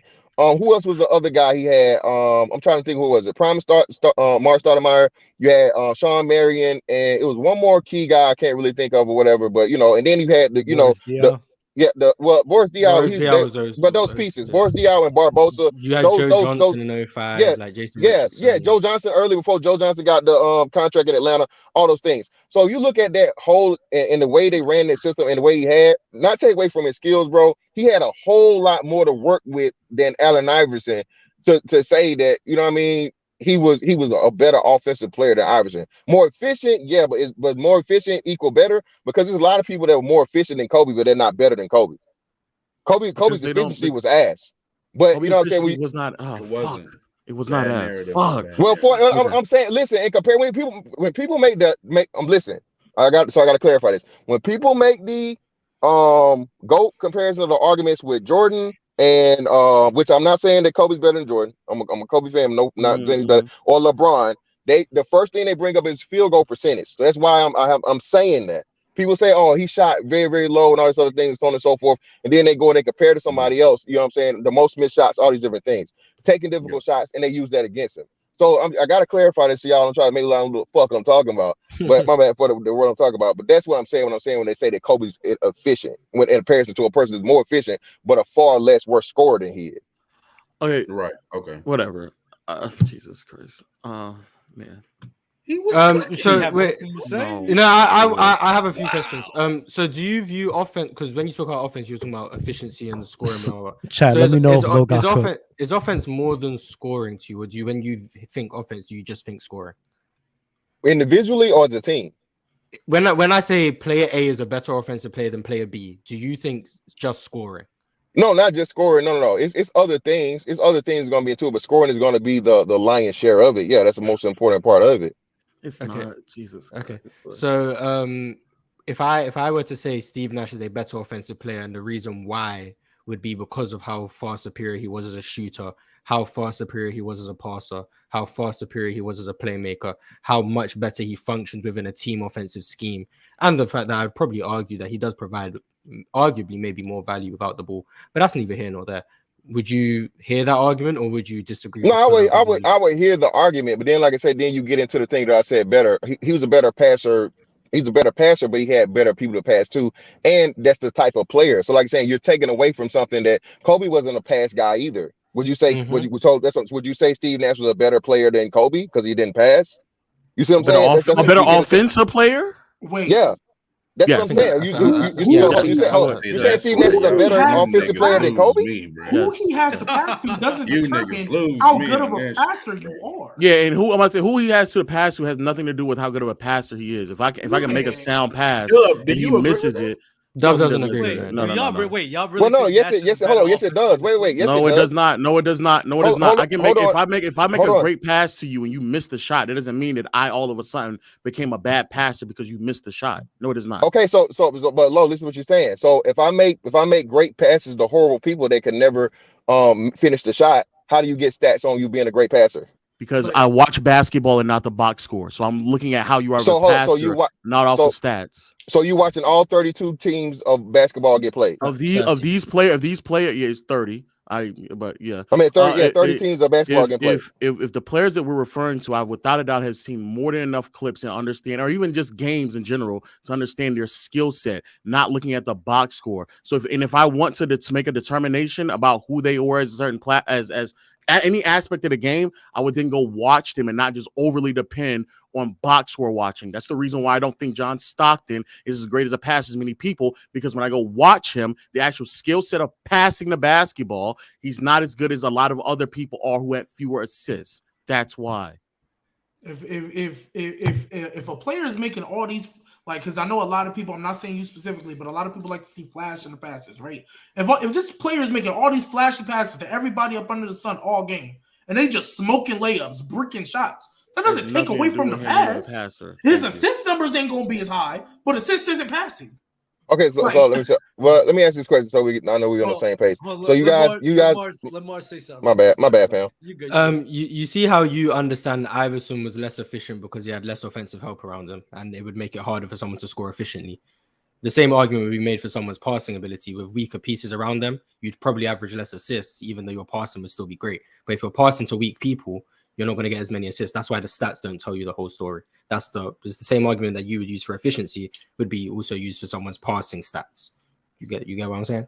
Yeah, I get you, but that's what I say. So like, Russell Westbrook is not a good passer. It's not. I would agree. It was great. I agree. I don't think he as good as passer. He's not. He's not at all. But he's a good passer, but not as good as people. Yeah, he's a bailout passer. He gets in the fucking air, gets to the rack, and then gets to the fucking Steven Adams at point blank range, 75,000 miles an hour. John Wall passes facts. Yeah, but that's what I'm saying, man. So I can understand the argument, but then too it gets more nuanced, and like you said, player personality types, player styles, who do they play with? Eras they played in, all these different things. That's why I say, bro, you had Allen Iverson, being with Philly, mostly, because after Philly, it was pretty much irrelevant, didn't matter. And him doing everything he did pretty much as the one-man band versus what Steve Nash had to work with, and a system that was just great and tailored to him with a whole lot of players in their times and young talents that was just phenomenal and crazy. A lot So of that's stuff why you I can say say this. about you can say that about Iverson as well. He had a system that was tailored to him that allowed to work to his strengths while hide his defensive weaknesses. In the Eastern Conference, that was significantly worse. That would allow him to get to the conference final. I mean the finals. Because if Iverson played in the Western Conference and had to try to beat Tim Duncan to get to the finals, he wouldn't be making it far. And even Yeah, when or the Amari Lakers. or the Lakers, and even when Amari Stoudemire got hurt in whatever year that was in 06, they still saw similar success even without Amari Stoudemire as well. Even after Mike D'Antoni had left and they brought in Albert Gentry, he still saw a lot of success even with that team as well. He was just as good as a passer and playmaker under Albert Gentry as well.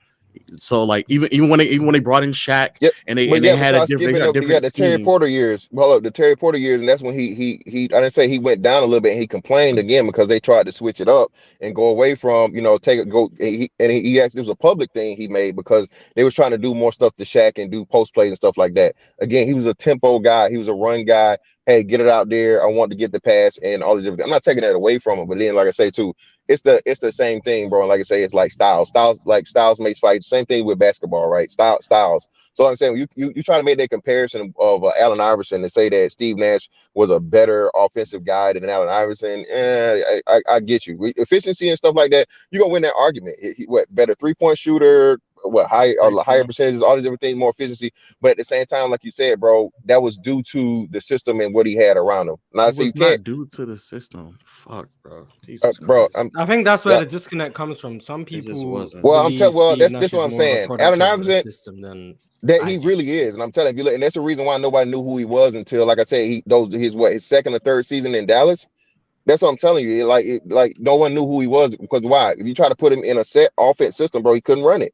Allen Iverson was he wasn't even starting. He wasn't starting his first 2 years though. Just because you don't know him, that doesn't mean he can't do it. They had Kevin Johnson and Jason Kidd, so he was like a bench guy, and then that just wasn't a great fit for him. Yeah. And then when he first got to Dallas, he had the injury problem. So I mean, once he got healthy, I mean, he was pretty much like and when he came out the gate, he was shooting 40% from three, even in a different system out in Phoenix. When his first 2 years in Phoenix, so it's not like he needed the system to shoot 40% from three. He was doing that out the gate. So I don't like this idea that like he needed the system.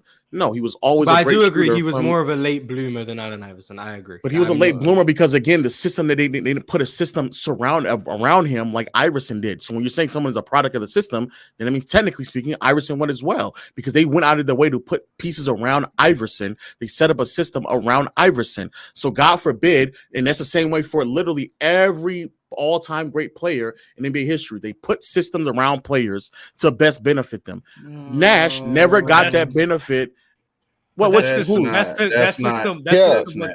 players they got in the personnel wasn't great for Allen Iverson to be successful. I would argue it's not great for anybody to be successful. It wasn't. All right, fuck it. That was one of the worst three-point shooting teams ever. But it was defensive. It was a defensive-oriented team. That's what they wanted to build. We're comparing them offensively. If we already know that they're both either going to be at best neutral or negative defensively, right? And we're sitting here talking about optimizing their offense. That Eric Snow and Dikembe Mutombo was not optimizing. Yeah, Aaron McKee, no, they're not. Respect Tyronn Hill, the floor space. So then we went back to what G Baby and we were having a conversation before. So then what is the system? Because even when he played with Melo, he still didn't look as good as Nash. But you're talking about, bro. You're talking about what year was AI in when he got to Denver? Go ahead, he was like year 10, 11. It was like 06 or 07. But my question was going to be, theoretically, do you think the ceiling of a team catered to Allen Iverson's offensive game would be higher than the ceiling of a team catered to Steve Nash's offensive game? That's a good question. Depending on the era, depending on the time period. They're playing the same era. Also, somebody sitting and said, "I got at the same time." So. If you want to sit here and use an argument like how long did it take for him to get to that point in Iverson's career? How long did it take to get to a point in Nash's career for him to get his system? It took him 30 as well. So if it both took a long time for him to get to that point, right? So they both got to that point, and then somebody looked significantly better offensively than the other one. No, yeah, if someone could answer my question, that'd be great. What you talking about? What are you talking about? When What- you Mark, said how Dylan, you I said believe how he's long still did on it the take for finals. Iverson to get to that point in his career? It was 10 Thank you, years. Nash, it took him like 8 or 9 years to get to that point Well, in Phoenix. It both took him a long time to get the offense specifically catered. Are you talking Well, about no, Denver? but Is that what you're talking about? but no, no. Because he went to the finals. He got to his highest point in what 2000. But that wasn't a team built But catered see, to him that's offensively. not- That was the no. argument you guys made when you said Philly wasn't built No, for him. but the reason why I asked the reason. Oh, why okay, I got asked- you. Well, no, fam, I understand what you're saying now. So you put him in a place where he had a better person to pair with him in Denver with Melo. I got you. Okay, cool. I'm trying to Mars, I'm trying to follow. I like the question you asked because I do think Thank you. that is a very good question to have. The how good the offense is going to be with Allen Iverson compared to Steve Nash. Yeah, if you I built think an that offensive one- system built for AI that was suited to him and it would benefit him, would the ceiling of that team's offense be higher than the ceiling of Steve Nash? And you wouldn't even have to. that was catered to. You wouldn't him even have to ask by- that. Just if I put Allen Iverson in that Mike D'Antoni, Steve Nash offense, I still think the ceiling is higher with Steve Nash over Allen Iverson. I just think so. It is, and that's why when Mars and Lowe make their decisions, like I do think it's like what they're saying is not wrong. Steve Nash and his off-ball movement, his shooting, his spacing is going to create more space for those guys to get off, and his decision making as well. So Allen Iverson, I mean, that is a flaw in his game that we have to acknowledge. But yeah, that's a bias though. But that's a bias. That's not a bias. Hold on. Listen, what you're saying. You're saying take pretty much swap the players, but only in the scenario of you put Iverson on the team in. Do you think the offense Phoenix. is greater with Allen Iverson or Steve Nash? That's all I'm asking. In Phoenix? Yes. Of course, no. My question was different. Hell no, but that's what I'm saying. If you take Allen Iverson with Larry Brown and you give Larry Brown a sheed with Allen Iverson, I think that works a whole lot better. It works better than what the offense was in Phoenix. If it hear me out. Well, listen what we're saying. Listen, okay, so he got to the finals with the Kim What does that have to do with his offense? We're talking about y'all offense. cut me off. That's what I'm saying. It's a team. It's somebody that's going to help him out and get another scorer. Somebody that's going to be a different end. You got an inside-outside threat now versus just him doing everything on the motherfucking perimeter. The Kim Mutombo wasn't doing nothing in no fucking post, bro. He want to give you no offense. With the offense, they're probably going to win, but the offense respect isn't to gonna be Kemba's higher. 12-foot jump shot, please. But we're asking, regardless, we're not talking about if they got to the finals and they won a championship or not. We're talking about how good would the offense look. Would the offense scale higher with a team specifically catered to Nash's strengths and weaknesses, or a team specifically catered to It would depend on the personnel. That's what we're asking. That's what I'm asking. Give AI the ideal personnel. That's what I'm saying. If you give Allen Iverson the ideal personnel, you give him a Tim Duncan, or you give him a somebody another. You can't get players better than him. Like let's not do that. Yeah, no. Yeah, he said my bad. Well, hold on. Well, that's what I'm saying. So this what I'm saying. So let me see. Amari Stoudemire. Hold on. You don't think Amari Stoudemire in his prime was better than Steve Nash? All right, done. We're done. We're done. No. 23. Hold on. He's trying to just There's tell me no way points. you went to the points per game. Not just tell me points. There's no way you went straight. Not just points per game, but not just points per game. The impact on the game. This dude was a nightmare to fucking Tim Duncan. Tim Duncan had no answer for this man. This was one of the things that kept up. Jesus Christ, bro. Real talk. What's your question? And then I don't think Amari Stoudemire is better than Steve Nash. No, he wasn't. In the Phoenix years, and the impact, the reason that made the reason why Steve Nash was because of fucking Amari Stoudemire. So why in 06 did he win an MVP and get back to the conference finals without Amari Stoudemire? Why? That was good. Like I said, that was just phenomenal. What is it? What? No. Answer the question. Why? Why did he do that? Why? If he didn't have Amari Stoudemire, how was he able to do that? Why? Was that the first MVP? Or that was the first. The second one. The second one, the second MVP, again, bro. Like you said, he was in his fucking groove. He was in his bag. It's Steve Nash. But you said it was only because I'm asking a question. If if you said he was more impactful, how is it that he can lose the more impactful player? The team got worse because they lost a more impactful player. And how is it that they can still get to the conference finals if it was because you said Amari Stoudemire made Nash that way? How is that possible? I don't know what the matchup was for them to get to the finals that year. They beat the Lakers in round 1, coming back from 3-1. Then they beat the Clippers in round 2, I think, and then they played Dallas in the conference final. They took Dallas to 6. So how was he able to get that far again? With Boris Diaw with Boris Diaw. How? You said Steve Nash was. Hey, Boris Diaw was balling in that. I'm not saying he wasn't, but Boris Diaw did benefit from Nash though. Yes. So how did he do that? How? Boris Diaw was hooping though. Again, like I said, bro, hey, Mostly, that was a very good that was basketball player. a wonderful fucking single season motherfucker from him, bro. Good dude. Cool, fine. Other people have done it. Other people have done it, man. But never Stoudemire though. Stoudemire's never done it. Stoudemire's never led a team to a conference finals. He's never looked that great after he left after he left Phoenix. He never looked that great. So why? Why? Before he got hurt in New York, he was looking pretty good. He got hurt. He didn't look that good. I agree. He looked great, but not as good as he did in Phoenix. Yeah. But now y'all saying he did look great in Phoenix, and not as good. So that's what I'm saying. See, it is. No, I think he looked great in Phoenix. Just he wasn't better than Steve Nash. That's what I'm saying. You said Steve Nash only looked this good because of Amari Stoudemire. That is just. And then literally without Stoudemire, he still was able to make deep postseason runs. He still looked great. And wasn't the MVP? Didn't his scoring go up by? I don't know the exact numbers on that, but wasn't go ahead. Thank you. So I think the optimal roster or type team to construct around AI as far as optimizing him offensively is having a 2 and 3 that are pretty much knockdown shooters, a 4 that he can run pick and pop with, and then a 5 that can be a great lob threat. So when he is penetrating and the big does step up, that's an easy dish off, and he can throw a lob to the 5. But another thing that I wanted to say though about Low, and the reason why I asked what year was AI in about Denver is because those two, the skill sets are so totally different.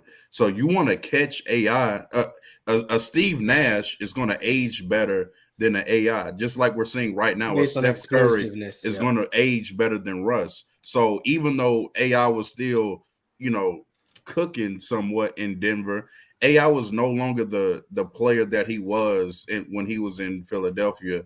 Then like comparing that to Steve Nash, somebody who's a shooter, not really reliant on his athleticism, explosiveness, and quickness. And all that stuff. So that's why, I disagree. Quickness, I disagree. Quickness, I completely, because Nash, without a doubt, was relying. Not saying relying, but he was definitely extremely quick, especially coming out of pick and rolls. They operated. They needed him to be that quick, and we still don't have we still don't even know what Nash would have looked like if he had caught them when he was 27, 28, when he was actually in his physical prime. Most of what we got of Nash was a slower version of him. You actually go watch him when he was running up and down the floor in Dallas. He was just as fast, if not faster, than he was in Phoenix. That's still not even who he was in Phoenix. Is still not the fastest version of Nash. That's not the fastest version of Nash. And that's fair. You can say he was. But I do agree. AI's game was always going to age worse, and he played like 50 minutes a game, and and he was injured every other fucking year. Yeah, so I agree his game was going to age worse, but you spoke about the team for AI, the 2 shooters on the wings, the pick and pop guy, the lob threat. First of all, I don't know if any team had that type of. I'm about to say that's a better talent. That's a better team than Nash. But if you gave AI that team, would that team have a higher ceiling offensively than Steve Nash teams that were built optimally for him, in your opinion? Well, that's what I'm saying. I mean, and this is now all hypothetical, but yes, of course. I think it has a possibility.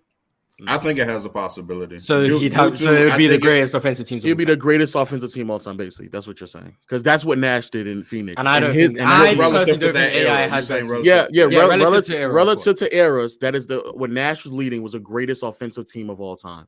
Yeah, but so hold on though. So if you guys say that though, that literally proves the point. Like, and I agree with that. Actually, like I said, that team, that D'Antoni Phoenix run, was one of the greatest offensive teams put together ever. But yet still, he was never even able to make it to the finals, bro. Because he was going up against Tim Duncan.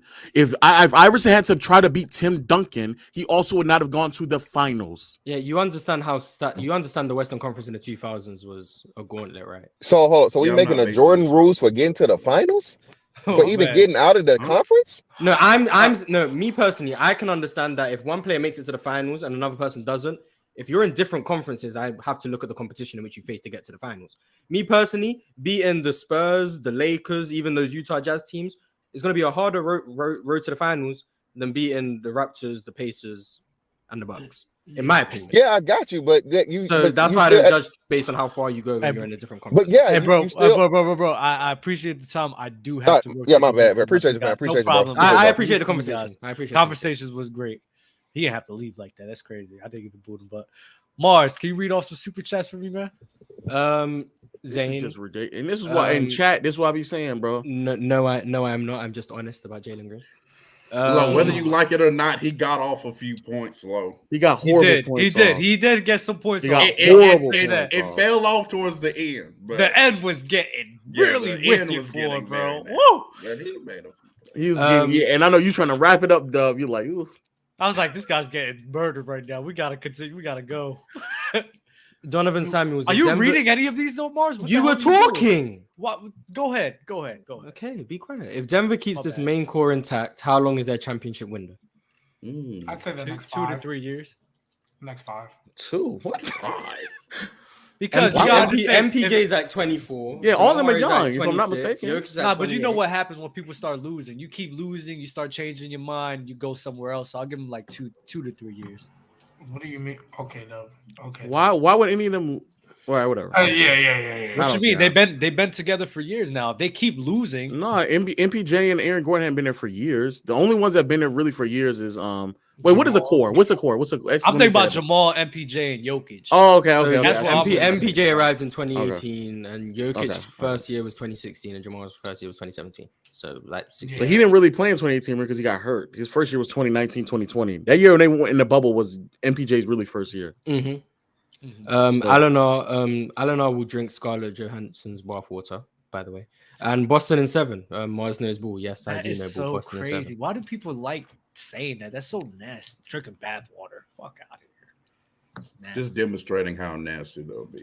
To each their own. Jay, Ant-Man and Paolo will be the each their own. You're nasty. Go ahead. Ant-Man and Paolo will be the next big superstars in a couple of years. How do you guys feel about that? Facts. Paulo Banchero, that guy. I think they should push Ant for sure. Jalen Green. Once he gets out of Minnesota, for sure. Jalen Green will be better than Ant, but it's fine. Christ, remember when Fluent told Mars to check his eyes about Jokic, and Dub saying Jokic doesn't have an aura, that you can feel it when you go to games? Low. Yeah, I remember that. Yeah, that was such a stupid argument. Hey, such a stupid argument. Nah, don't discount the aura, man. I can't take away what I see, man. I can't take away. Hey, man. And then my rebuttal was, I don't know, maybe it was maybe a possibly bad game. I don't know, maybe the matchup. Nah, you want, and then Fluent doubling out. You want to sit here and say he actually watched it? How can you refute it? I'm like, I'm just saying maybe it was a bad game. It could just be a bad game. I mean, even I guess aura gets us to the championship, right? I guess that's what that does, right? I was trolling a little bit. I'm not even gonna hold for Fluent to double down on it is crazy. Fluent doubles down on a lot. I'm like, a lot of stuff. Why are you that's what he does. Fluent says stuff, and then he'll be like, I'm not making that argument myself. Other people might say this, but really and truly, it's him saying it, but he just doesn't want to get caught out. Like today, I was gonna say it, but I was like, fuck it. He said, oh, yeah, you know what? LeBron's worried about his legacy. You know what LeBron haters are going to say about him if he's not going to win. A lot of you not low in the group chat last night. He was like, yeah, LeBron getting swept is really going to affect his legacy. He's one of those people. But he just doesn't want to say it. Damn. Exposing. I know. Exposing. That's crazy. Dub, you wouldn't say that's him getting. I mean, honestly, if we salute and for everybody watching right now, the Discord is you could join the panel group chat if you want to. You just have to pay a fee. Go check on Discord. W plug. I'll be honest, it's not worth the fee. It's not worth it. But if you want to pay it, go for it. But it's not worth the fee. L promo from me. Angie Carr, hey Jalen, did you wear the jacket last night? Unfortunately, Jalen's not here. L dub for not reading the super chat sooner. Shonen Goat takes. Winning bias is annoying, I agree, but if a player rises and meets the challenge of a playoff environment, then I think evaluating their skill differently is okay, or at least correcting an opinion. So that's actually what I wanted to say about Real Talk. Yes, winning matters, but normally the people who win normally also perform different or better than the other people who don't. So, for example, I think a part of the reason why Karl Malone didn't win as much as he should have is because he dropped in the postseason normally. Yeah, like normally, that's what I'm saying. So the performances of who they were also really correlated on how they perform. It's very, very rare that you have someone who always rises in the playoffs or who plays just as good in the playoffs as they did in the regular season, and somehow, especially if they're on solid teams, and they somehow just weren't able to win. That's part of the reason why Reggie Miller was able to go farther than what he probably should have, because he just rose in the playoffs better than a lot of other players did. So, like, it still has a lot to just do with their performances. It kind of correlates with one another. Yeah, Do you think other winning players and can playing affect- good, usually does correlate. Correct. So normally Right. what we're saying is more like more or less coincide with one another, except when you want to not acknowledge that one player has to go up against Tim Duncan to get to the finals, and the other one had to go up against Ray Allen in the Bucks, and then that's how you're making assessments based off of finals appearances when one is in a completely different and much more difficult conference. In which the 76ers won because they slowed down the Bucks' #1 offense in the NBA. But and it was off of defense, not off of Iverson's offense. To KY, I don't know what you guys are talking about. I coach an AAU team, and the ref got in a fight with a parent during our game, and people were trying to blame the ref when the parent started acting out because he got kicked out. I have no idea what. No idea what that relates to. This was very much random. This was very much wanted random. to say that, man. Shout out to the parent who got kicked out though. Oh yeah, he literally said we don't know. He don't know what we're talking about. He just wanted to share that. Oh, thank you for sharing that. Exactly. Yes. Thank you for the story. Thank you for the Appreciate super chat. Parents need to be more disciplined, man. Yeah, I coach. The kids should start giving them sometimes. Yeah, they need to be more coachable, right? Though. Should I do a low nose and just start slandering a bunch of people who try to come up and talk basketball to me? Oh my god, that's what you do up here. Why are you so negative today? Is it because we lost? Last super chat. We're gonna get last super chat. ASAP Don, damn low, read me like a fiddle. A Bron fan that's about to transition to Luka, Giannis, and Jokic. That's crazy. I mean, I'm the one who said that, but I didn't say that. I'm about to say. Yeah, give low the credit, I guess. Yeah, hey, you're a low merchant. Y'all You're basically off your knees for low, bro. Yo, calm down. Wait, pause. I know. Wait, let me actually. I was gonna say calm down, as if like I wanted them. Yeah, let me chill out. No, don't lie. You like them on their knees, Los. Cut it out. Cut it out, man. You guys just not watching the games. You guys just wasn't watching the games all year long, man. I want you to praise Jokic. I want you to praise me for being right. Come on, yo, James B. There's several times that I want to do low nose, but they already had like a segment already going, following up, so I can't really fit the low noses. Blame HR, man. Blame. Hey, what's up, fella? Here comes another knee patter. I see him in the goddamn. Calling KB a knee patter is crazy. You got your kryptonite. You got your kryptonite over here. Man. Yo, real talk. Your glasses. Oh, is that good, James? Reflection, my nigga. Let's go, James. Hey, Mars, you ready to get cooked? Your glasses got a rude reflection, bro. Hey, man. I gotta say one thing about Jokic, man. That boy had my jaw on the floor, bro. That boy had my jaw on the floor, bro. What a crazy thing to say. What? Oh my god. Bro, this motherfucker hitting one-legged Dirk Nowitzki threes. Bro, with the ball cocked behind his head, bro. Literally been doing it for years. Doing it for years. Y'all just I know, bro, but when you see it in the playoffs on AD, I mean, it just say when you see it. Yeah, just say you when you see it because you don't watch. Wait, when you see it in moments like that, in those pressurized moments like that, and he's hitting cockback threes on one leg and AD's face, bro, it's a whole nother level, man. I mean, you didn't say like that. AD was gonna stop Jokic. I really. Man, that boy, I haven't had my jaw on the floor like that since Steph Curry, bro. Hey, Mars, I have a quick question for you. Yo, niggas is spicy. Love is love. I have a quick question for you about Steve Nash. Oh my god! I agree. I agree with you. I agree with you everything about the Steve Nash thing. But do you think him? Like, you know, remember how you say John Stockton being conservative, downplay him, kind of like him being too conservative, kind of downplay him. Do you think Steve Nash being too conservative offense kind of downplay him as well when you rank him? That's just a genuine question. I'm not like disagreeing with you. Oh, so like how Stockton's being not taking many risks as a passer hurt him. Yeah. I think Steve Nash scoring aggression, lack of scoring aggression hurt him. Is that what you're asking? You think? Yeah, do you think that hurts him when you rank him like higher? Because cause I feel like Steve Nash could have been way better than what he actually was if he was scoring. Or I could be wrong. Way better. That's crazy. Do I? Hey, man, I'm trying to talk about this finals matchup. I'm always talking about this.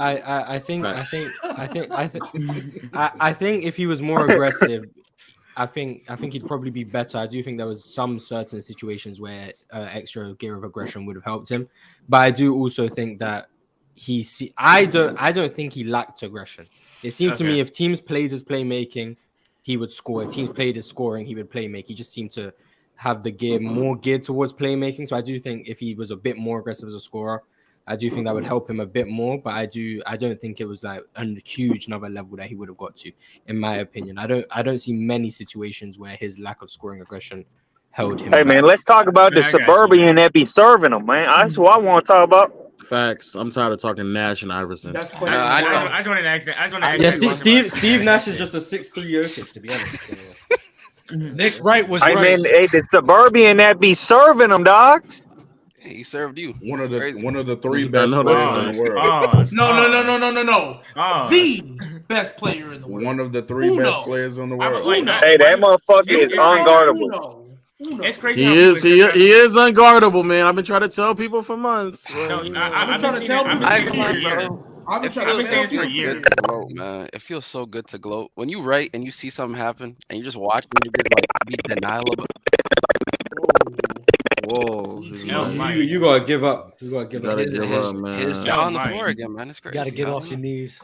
So wait, Doug, you tell me all this time, all these people doing all that whining and complaining in the chat, and they didn't come up here with no smoke? Someone in private chat said, I made a public call out on TikTok as well, but no one on that either. All that whining and complaining y'all doing in the chat, just crying all the damn time, bro. God damn, bro. They never want to smoke, man. They never want smoke. Y'all already know they never want smoke. So. Yo, your mic, your mic, your mic to get off his knees. Yeah, you have to. That's crazy. Anyone want to talk basketball?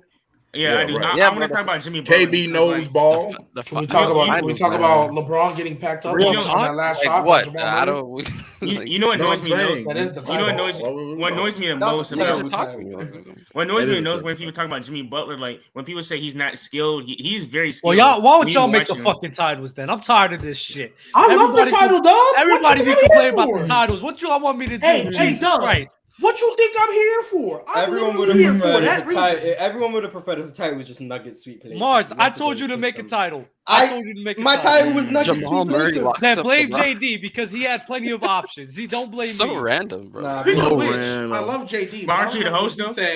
I remember when JD said the Nuggets were frauds, the Nuggets were pretenders, the Nuggets would get bounced in the first round. Who said that? JD said that about a little bit over a year ago. JD doesn't know ball. Wait, I love you, JD, but I remember he said the Mavs would be better. I want to bring something up, something like similar to what he was saying. Because before this series even happened, I remember when the Lakers were like fighting for playoff seeding or play-in seeding, and there was so many people on YouTube, Twitter, even people I knew who were like, "Bro, the Lakers match up with the Nuggets first round. Scary hour. Scary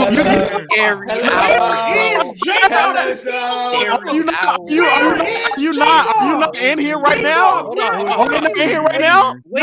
It was me. No. Dub. It just wasn't you. It was somebody else in here. Oh, that's cool, bro. It's fine. I want J-Rock because J-Rock was one of them people. I was hearing. But to be fair though, this is what I was hearing. But to be fair though, I was hearing the switchable defense. LeBron can turn the corner and drive whenever he wants. AD is locking up. I was hearing all this. I never said AD. I would say this. Was LeBron not? And Mars was a witness. I never said AD was gonna lock up Jokic. You're right, Dub. I never said that. You're right. When we did put Jokic in the pick, was LeBron not? No. Y'all waited 3 games to do it. It was up until literally game 4. He was barely attacking Jokic. But that doesn't mean that it wasn't. We just didn't do it. Because he can't. We were going to do it. He can't do it all the time anymore. That's why. Oh, okay. When someone we did it, it worked. So it's not like that was wrong. You got brittle knees, bro. That's why you waited till you were down 3-0, and LeBron had to play 47 minutes and 56 seconds. Mind you, this for y'all to finally do it, and still. Yeah, I am. I would say I'm not gonna lie. I am. Though, what? Braun is such a dickhead for doing this retirement thing right after. I'm saying I think it's a dickhead. Hold on. Why do you think it's a dickhead? You're taking attention away from you guys getting swept.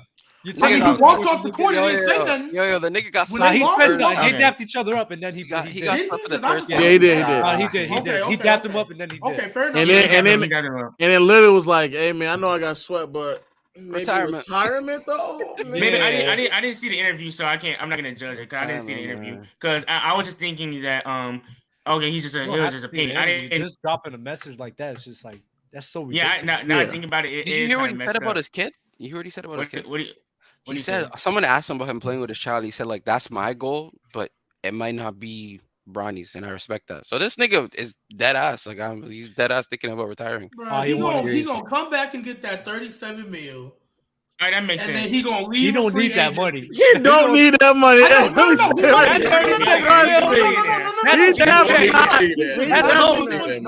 10K that he keeps going around.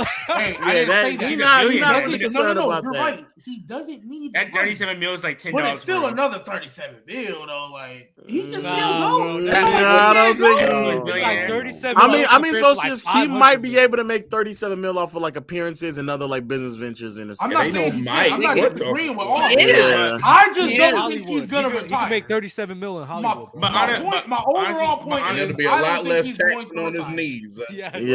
I don't think he's going to retire. I think he's gonna.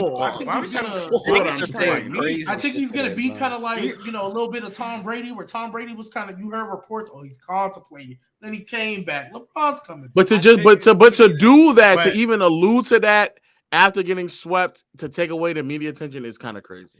Brady ain't do that right after. The nigga couldn't wait. No, you're right. But you know what I think it is? The nigga couldn't wait in the offseason. Hey, this part might nigga said it right after the game. Like, you know what I think I'm it is? staying this post. Even though this is nasty, I think the reason he did it, I think he genuinely went into that series thinking it was gonna be sweet. I think he went in thinking, oh yeah, I think they all did. I do agree. And then to get swept, he like, dang, bro, like we really like. I think he looked like, man, we really just got swept by these dudes. Like, because they're better. I think he genuinely took it for granted, especially because they beat the Warriors. I think when they beat Steph, I thought shooting they was flying high. It was like, oh yeah, we good. Yo, send a link to Brian, man. Brian, like you want to talk. I don't understand. Brian Townsend, man. The same. I'll flame him, bro. I'll flame him. I'm saying this now. Let me. I'm gonna say this. That's the Knicks fan. That's the guy who says go New York, go New York, go New York. He was just here. Yeah, that's Cowboy Bob. Okay. The same thing that happened in the Warriors series where it doesn't bother me. The Nuggets were just making, dog. I peeped his style, though. I peeped his style. But the thing is, I generally think I agree with Lo said on the panel. Like, I generally think LeBron like is just mentally out of it because like it is 38. He's been doing this for 20 years. Like, I think he actually does want to retire.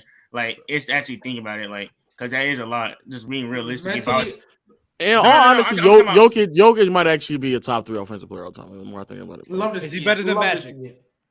Better than Magic. Let's talk about why Lowe still has Magic top 5 all time.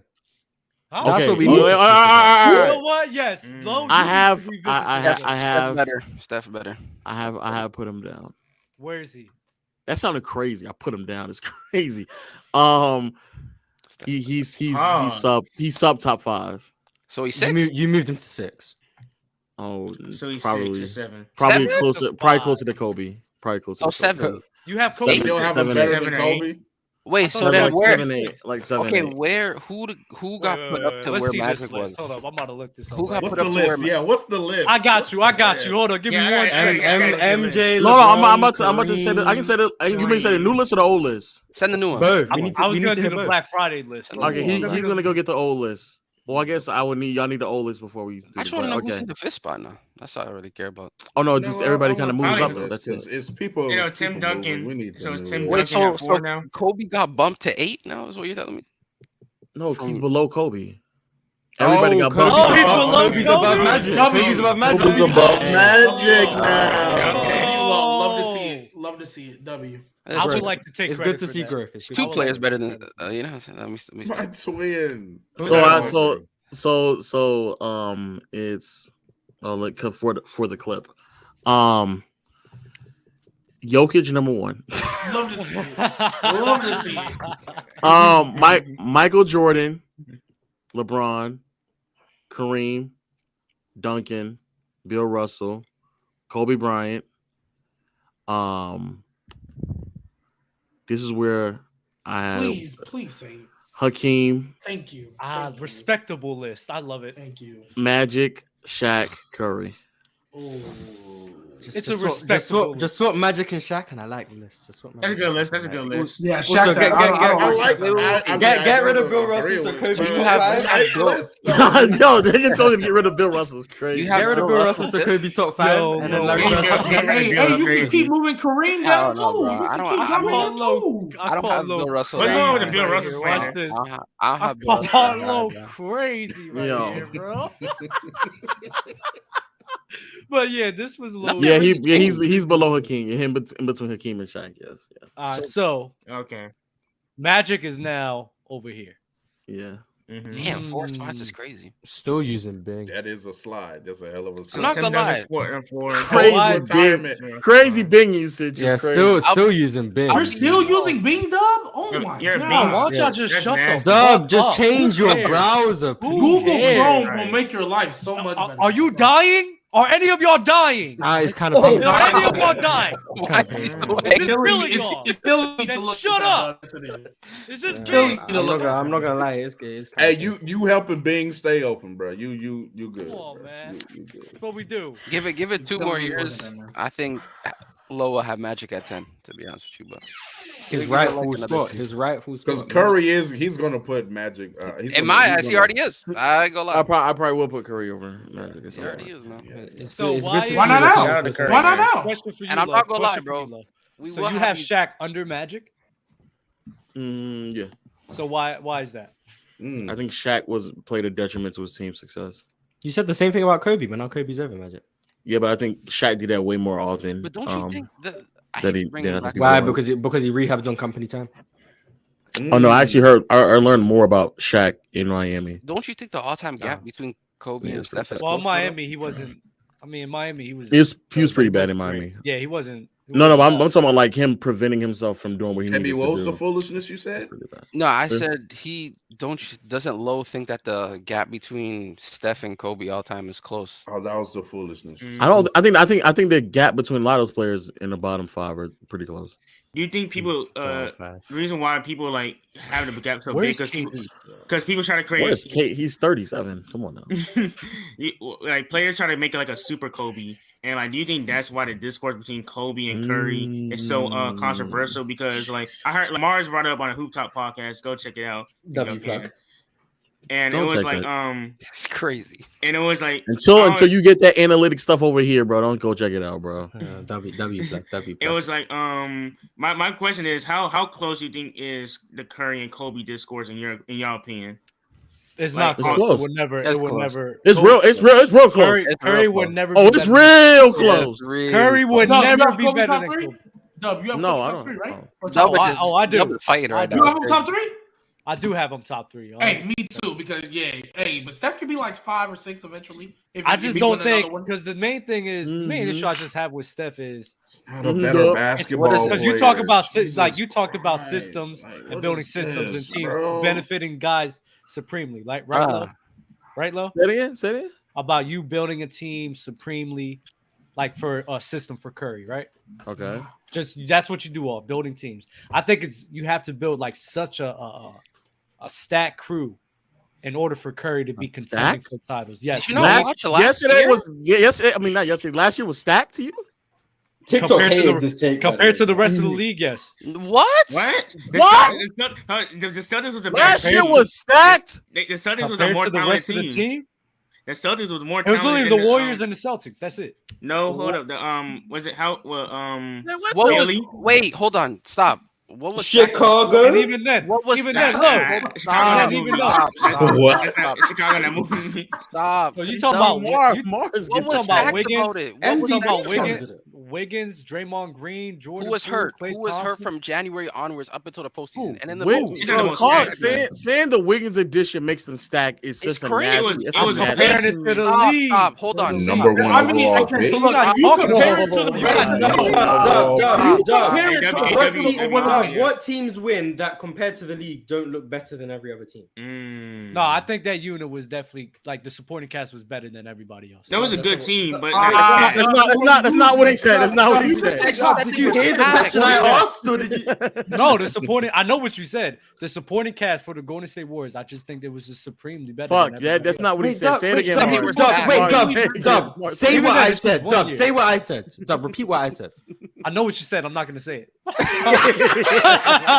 because I know the answer. I'm not gonna say it though because I know what you're gonna say. What? No, say it. I'm okay. It sounds like you don't know what he be talking about. But the way you're answering these questions is that you don't know what I asked you. Yeah, no, you know what he said. You don't know what he said. Fair enough. Okay, Dub. You don't know. I appreciate that you don't listen to me. Thanks. No, bro. No, I'm not answering that question because it's like, come on, Mars. What question? It's like, come on, Mars. I'm not gonna. What did he ask? I'm not gonna sit here and be like, oh yeah, he said no. What confuses me about Dub, you don't know what I said. Well, no, I know what you said. Yo, Dub, can I ask you something? Yo, Dub. I just want to ask him a question because what confuses me about this topic about like stacked teams is like Kobe in his not earlier years, but like entering his prime years or like right before the prime, wherever you have had Kobe and it was Shaq on his team. Shaq. Okay, and then so then and on top of that, hold on. The supporting cast that he had was also very, very good. But you don't. But the next best player. It wasn't Derek Fisher. That's such a nasty thing to say. It was Kobe, Shaq, and then who was the next one? Horace Grant or like Rick Fox? Yeah, don't disrespect. Derek Fisher. Yeah, don't disrespect Ty Lue. Yeah, Steph, KD, Klay Thompson. Glenn Rice, which year, Lo? Which year? Boy, you don't have to use the KD years. You can literally use before KD came here, now after. And those teams are not stacked. You're calling them stacked because you getting caught up in a moment. You're trying to rewrite history. Saying Andrew Wiggins, the KD Warriors was stacked. The KD Warriors are stacked. No. Y'all the same 2015 and 16 and 2022. No. 2016 was really good. No. I'm not calling that team stacked. People that glazed Draymond Green was going crazy for this generational defense. Yeah. On top of that, having a generational defender, they had a great bench unit as well. On top of that, last year they had a great bench unit. Oh my God. Give me 1 second, Lo. Jesus Christ. For the whole totality of Curry's career, it was like that. With elite bench unit, Klay Thompson, where people think he's a top 5 shooter ever. A playoff dropper? Are we serious? Shut up for a second. Are we serious? Shut up for a second. A two-way guy who two-way. That offense. Real, man. That offense. Hold on. The same niggas who slandered Klay Thompson for terrible. This ain't your show, bro. So sit down. Thank you very much. Damn. Number one. You got censored. You're talking to no one right now. Number one right now. Number one. Klay Thompson being the shooter that he is. If you don't think that he causes gravity for that offense to be working, then I don't know what fucking basketball you're watching. So that's 2. On top of that, he's a two-way guy who is taking the defensive responsibilities for Stephen Curry. On top of having Klay, you had Draymond Green, who was a great generational defender that you guys blazed with an elite bench unit for a large portion of his career. And then he got Kevin Durant. Now, you keep bringing up this 1 year with Golden State last season, which is fine. Is that like a super duper squad? No. But is that squad still a great squad? 100%, especially compared to the league. He beat the Grizzlies who got hurt. He beat the Nuggets who was getting hurt. And then he faced the Dallas Mavericks. And, you're the same guy that talks about level of competition all the time. You always bring up level of competition. So I just don't think that there was a team in the Western Conference that would have beat him regardless, though.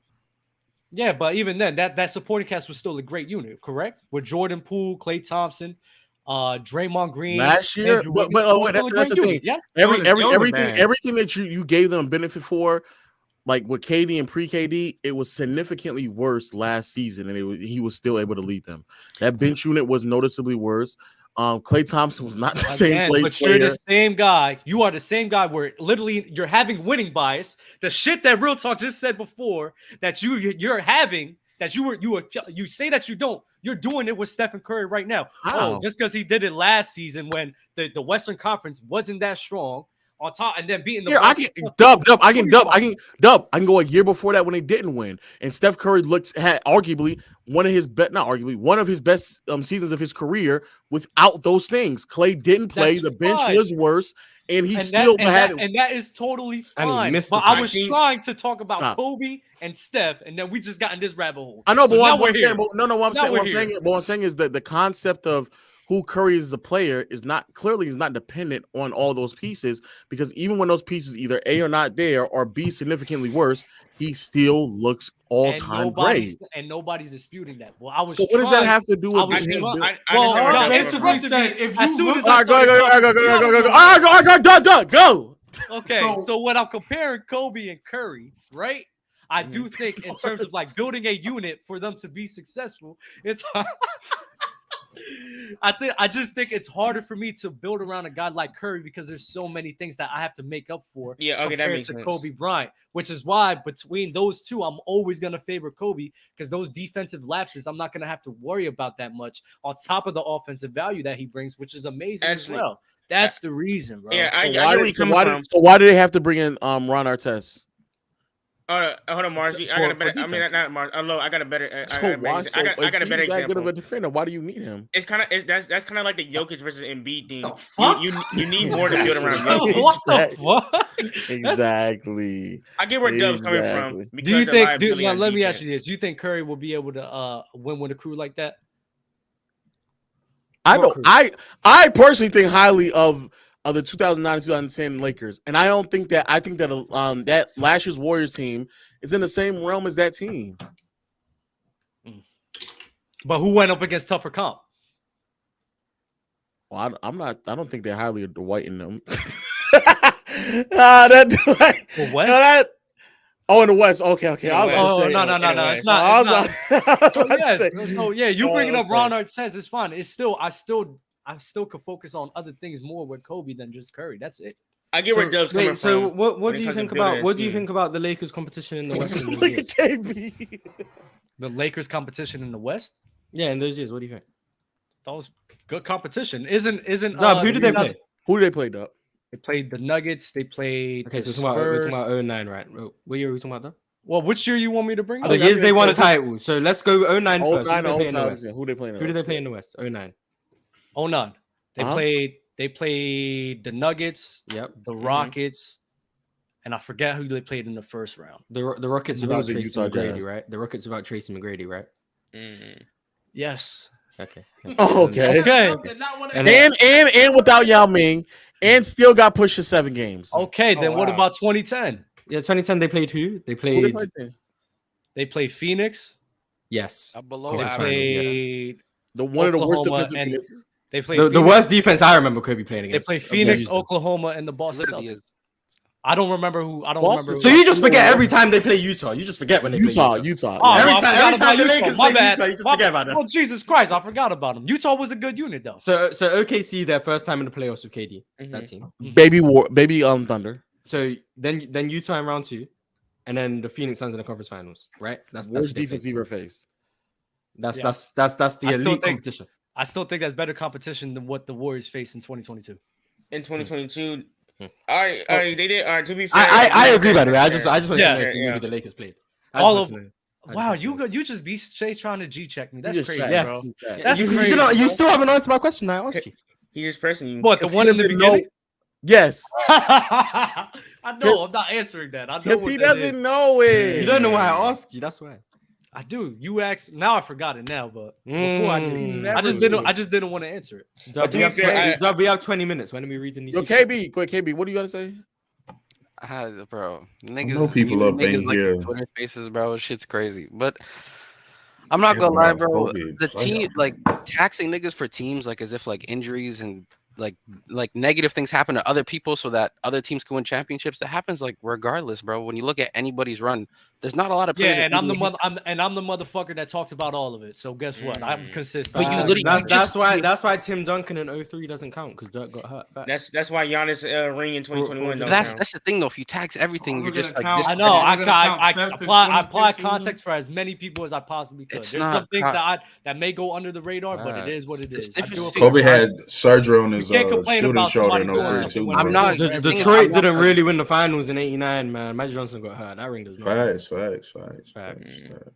Didn't Isaiah Thomas score like James 25 on a James pro Worthy game? missed Game 5 in '91, man. That ring doesn't count either. Exactly. 2015 don't count, man. Magic Johnson only played 75 minutes in one of them finals against Jordan or something like that. He only played one finals against Jordan. Go ahead, Mark. But then the one against Jordan. Okay, yeah. Let me read some super chats now. Jay Stees, Lakers need Kyrie. Just to Facts. lose again. ASAP Don, when did Lowe turn into Cody/Dusty Rhodes? And yeah, I have no idea who that is. I don't know how that's relatable. Yeah, I don't get that either because they look nothing alike. L super chat ASAP Don. Shonen Goat takes. You guys' disdain for winning is so cringe to me. Sports are played to win. Winning is the goal of competition. You play to win, not to play good. Winning isn't everything, but it's very important. If that's the case, Robert Ory over Kobe because he won more rings, man. The thing is, yes, you play to win, That but is not what he said at all. But That's not what he said. the thing I always fall back on, you can impact the chances of your team winning more than someone else and not actually win. Because if you're on the more variables there are on a court, and a basketball court, there's 9 other variables other than you plus coaching. So let's just say like 12 variables. In the NFL, there's like 5,000 variables because I don't know how many people are on the team, but there's a lot more variables. 53. So you have even less impact individually on the outcome of your team's success. And then in real football, there's 21 other variables plus real football. So the larger amount of variables there are on the outcome of a game, the less I can give one individual all the props for winning. That's why basketball, I think you can give more props to a basketball for winning than you can in the NFL because there's less variables. But it's not an individual sport, so I can't give you all the credit when you win. So basically, you're people do that. So basically, Chick-fil-A sauce. No, I'm saying so. Basically, you're smart enough to realize basketball's a team sport. Yes. Yeah. By the way, the super chat regarding Lowe, he was talking about the accent because when Lowe kept saying like drafted, he about to drop. Oh, I didn't see the Cody Rhodes was a joke on him using a lisp. Okay, so Dusty Rhodes. Okay, I got you. There you go. Makes sense. See, I was gonna read that. Don't worry. I'm sorry, I didn't see that. Lord Omega Gandhi. Most important things in basketball is stopping the ball from scoring seconds, and scoring the ball is first. Everything else is after. But what you value most? But what y'all? Well, you guys agree with that? Hey, look who can't read now. Look who can't read now. That's not English, but I still read it. But you said you always understand what they're saying, right? Yeah, you always understand. That's y'all, not you. So what does that mean? What does that mean? Cook. What does that mean, though? Y'all, they just didn't use the 2 L's. They just used the W. And what does that mean? All of you guys, you should say that. You should say that, Mars. You should answer the question because you don't supposed to know, right? So when I used the word "you," was it incorrect? Yes. You all. So it conveyed the wrong message. Yes. Okay. It's not just you. It's y'all. All of us. So when I say you got cooked. You got cooked. You know what? I'm petty. I'm not reading super chats no more. Wow. That's ridiculous. So to answer the question, I understand what he's saying, but there's ways in which you can make those processes easier for everybody else and your teammates. So even though, yes, when you're facilitating, you're playmaking, you're not the one who is scoring, but you are effectively making it easier for your teammates to score. That's why that still holds a lot of value.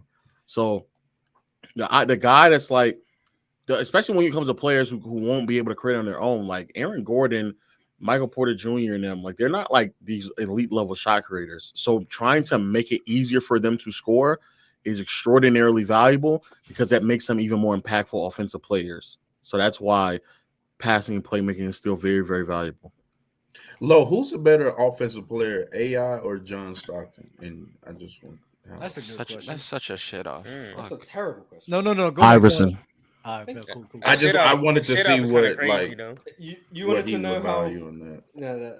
If he said Stockton, I'd be extremely disappointed. Same. Come on, Mars. That's You know a my lack of body. ball knowledge. That's a lack of You know my body. Come on, Mars. Come What? on. Pause. I haven't heard that in forever, bro. That's I'm crazy. not gonna hold you. Maybe Damn, you know Lo. my work. Damn, Low got cooked. He couldn't even respond, bro. Low did get cooked. Facts.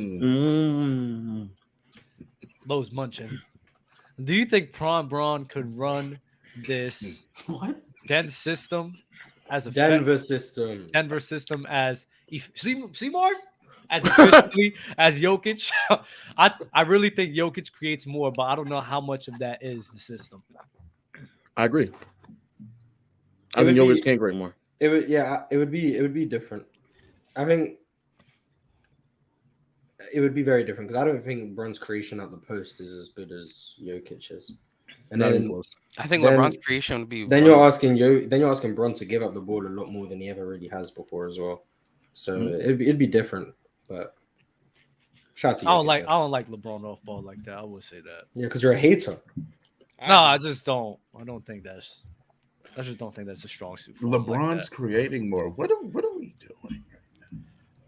Yeah, it depends what version of Brun you're talking about. Wait, what? Can you? Is he running pick and pops? Maybe. What did that super chat say? Who? Michael Porter Jr.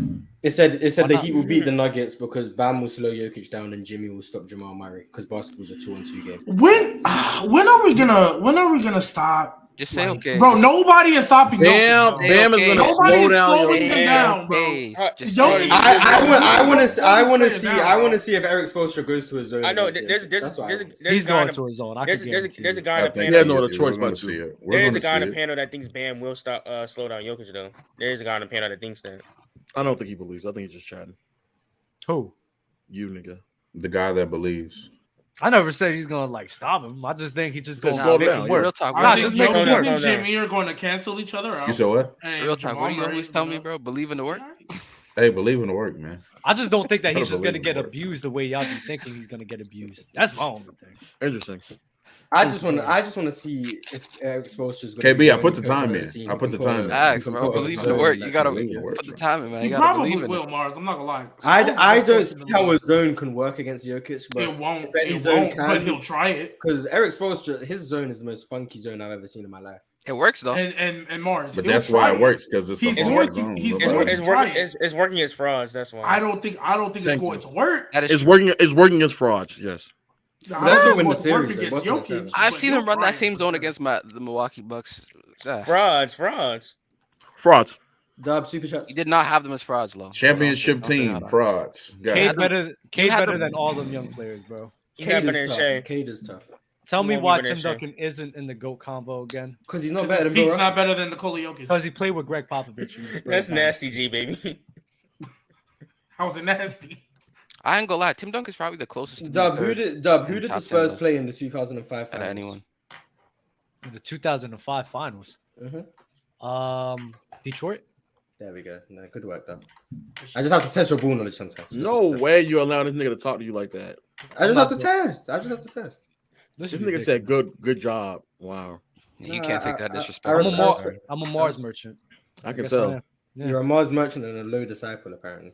Apparently. But I disagree with you guys the most, but fuck it. You talk to us the most. Oh, Dub. Can LeBron fans stop pushing this Murray is a superstar narrative? He's a star. Stop trying to diminish Jokic. He's not a superstar like D Wade or AD. He's never been You can take AD off that list, buddy. He's never been an all-star. Jamal Murray's never been an AD all-star. superstar? So, no. I mean, Eric, No. it's not Y'all not understand what he's saying. I understand. He's saying no. He's saying the reason why he said LeBron and AD is to mitigate the help that LeBron had in contrast to Jokic, so to make it seem like I'm gonna up Jamal to put him on the call him a superstar, so you're on the same level as AD and D Wade to say that they had similar help. That's what, yeah. But Jamal Murray has never been an all-star, so yeah, because it's only in the bubble and this playoff. The bubble the and this man playoff just run, averaged 30 on 50, 40, and I'm about 90 to, and I'm splits. about to tell you, up until that point, nobody was saying, it was like, Jamal Murray. They didn't think he was going to replicate what they did. Okay, but then he did it. They called, and it didn't happen until now. I got called crazy. I got called crazy last year for saying Jamal Murray was better than DeJounte Murray. That's not crazy. I'm a Hawks fan, and it's not crazy. You know what's crazy though? Last year it was crazy though because Jamal hadn't played, and up until that point in the regular season, up until that point in the regular season, he had only averaged over 20 points one time. No, Jaylen Brown has been bad. That's what people looked at. When they looked at the Denver Nuggets duo too, people thought that like Murray was like the worst like duo or like co-star out of like any like championship caliber team. He is. He was. Klay Thompson existed. So I mean, I don't know. Chris Middleton. Klay Thompson was not a co-star. Klay's not a co-star. Let's not disrespect Klay Thompson, man. That's a top 75 player. Oh my God. I'm not gonna lie, Jamal. He didn't make it. No, he's top 77. Top 77. Jamal is at the bottom. Jamal is at the bottom though of duos. Though. Is he better? Is he better than Drew Holiday? Chris Middleton? Even one? He's better. He's better than both. But they're also at the bottom though. He's better than Chris Middleton. He's better than both. Now Jaylen Brown is the one we need to have a convo about. I'm not better than that. He's better than recency. No, he's better than Jaylen Brown. Better than Jaylen Brown. Look how happy Real Talk got. That's crazy. He's 100% I've been saying this. At least my market dribble. Okay, so Jason Tatum doesn't have help. Is that what I'm hearing? No help. No help. Yo, why Hakeem above Magic? And thank you for Tim Top 5 100. That's for you, love. Hakeem's above Magic because he's just better than him. Facts. He looks clear, Magic. He's probably the best defensive player. Give a real answer. Better than Tim of the Duncan modern as era. well, Of the modern era. He's not better. He's better than Tim Duncan. Better. Wait, what? I think Hakeem's better than Hakeem Olajuwon is better than Tim Duncan. Yes. That's not crazy to say, in my opinion. No. I think Tim Duncan is just a worse version of Hakeem. No. That's low key. Why is Tim Duncan better than Hakeem to you then? Like longevity wise, keep saying no. Duncan argument. I think longevity. Also, I think Duncan is a better passer than Hakeem as well. Yeah, he's a better passer. And I dare you to argue that, Mars. But I think I don't argue. If you say peak for peak, wait, who averaged more assists? Who averaged more assists? Let's look this up. And their peak, maybe Hakeem. Let's see who averaged more Hakeem assists. versus peak Tim Duncan. It's fair to say. Okay, Hakeem. Hakeem peaking at 3.6 is not. Yeah. Damn. Look at the playoffs. And you know Duncan peaked around like 3 to 4, maybe even 4 to 5. 3.9. No, Mars. Look at the playoff. Look at the playoff translation. You gotta look at the playoff translation. Tim Duncan and the players are looking. No, Tim Duncan had a 4 or 5. Yeah, 5.3. Wait, how long? Five for a center. Like, quick question: when y'all do peak, how many years do y'all take for peak? Look at Hakeem was 4.8. Hakeem was 4.8. Look at Real Talk all upset. Look at Real Talk all upset. I'm not mad at all. He was like 5. He said 5. That's about Kobe range. That's crazy. Hey, 5 is Kobe range, isn't it? Send him to the gulag. Look, I already knew Duncan was a better passer than the King. Yeah, Duncan Duncan's still is better than Tim Duncan. Yeah, he's better. Yeah, better assist to turnover ratio as well. Damn, I can't make the argument. Damn. Also, Duncan played in the real era of basketball, not the '90s shit. That shit not real hoops. Oh, so that's what you tax? Oh, Dub Superchats. He was only playing frauds like Shaq. But Curry playing in this generation means nothing. Ridiculous. Dub Superchats. What? Dub. Jimmy sweeping Curry's finals cup with worst team.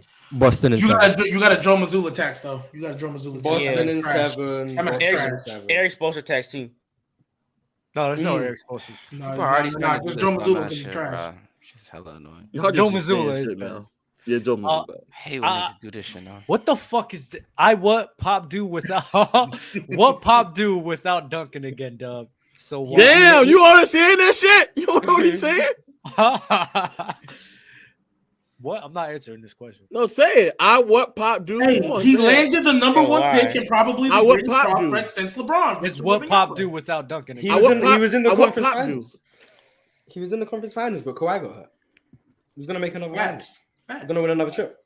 Y'all niggas need English classes. My God, that was a crazy. I think he just typed I by accident. He typed I. Yeah, just as a misclick. Jesus. Nah, still. That Scarlet J super chat was quoting KD by the way. Oh yeah, KD. Okay. Oh yeah, get it is KD. KD's a nasty. I seen that super chat and I was like, wait, what? Nasty man. I forgot about that. Yeah, I haven't been keeping up with Kevin Durant. It was ages ago. Yeah, no. Yeah, you keep up. I don't keep up with role players, man. I'm sorry. Lo, did you know? Did you know? Trying to set up a debate between me and you. Why? Wait, did he duck y'all on camera? Not low scared. So y'all can agree on it. I just said why. We're going to agree on he asked me about 5 things that I disagree with Low about, and then I said I don't know if I could name 5 things, and then he said it's because I'm scared. Oh wow. Okay. Crazy. So, but yeah. hey, the only thing I disagreed with him on was Magic Johnson, and he's now moved him down because he's come to his senses. Wait, let me say this to Shaq. Shaq is afraid to actually come and debate Mars and I, because come to find out, Jokic actually now is in the finals, because that was your whole entire argument about, oh, he ain't done enough.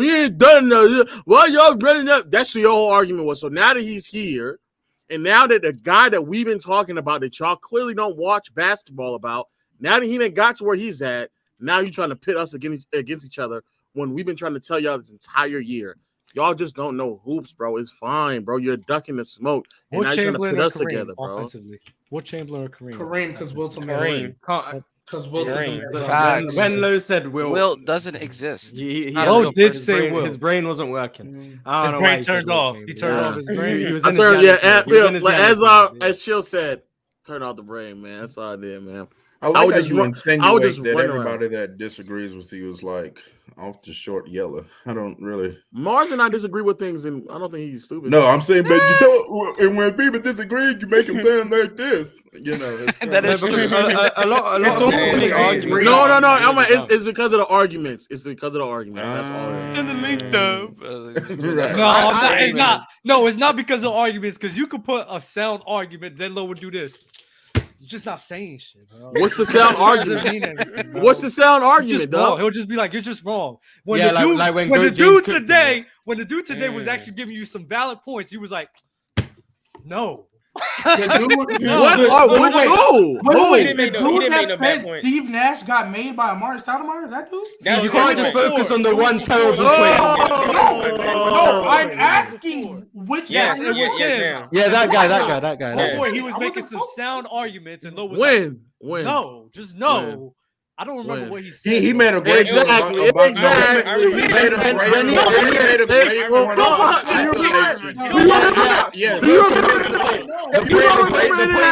The point he made about Allen Iverson, an isolation player. It's not really an argument, but yeah, that point. He's like, it's not an argument. That's a point. But that's the point, though. That's as far as I got. But yeah. Oh, so he didn't make any good arguments as normal. Oh, okay. Well, the argument about AI being in isolation, that was the point. But I think you could argue Steve Nash was more of an isolation scorer than and AI's contemporaries. I definitely think when he looked at his computer. He looked at his computer. I don't think. Then he looked back. He did. I think he's like there's a difference between isolation he and definitely heliocentric offenses, bro. One of the first prolific mismatch hunters, man. Yeah, but we don't have time to talk about Steve Nash. Steve Nash propaganda is all the time on Mars Talk Sports. So if you want to check me out on the weekends, I will be live. Thank you. Mars, you have Steve Nash as a top Salute to you guys, bro. We hit our yes, I was top 5 point guard all the time. I have him at 5th. Peace out. Be safe. We got 800 people, 900 people in here. Like the video, subscribe. Please don't trade Trey.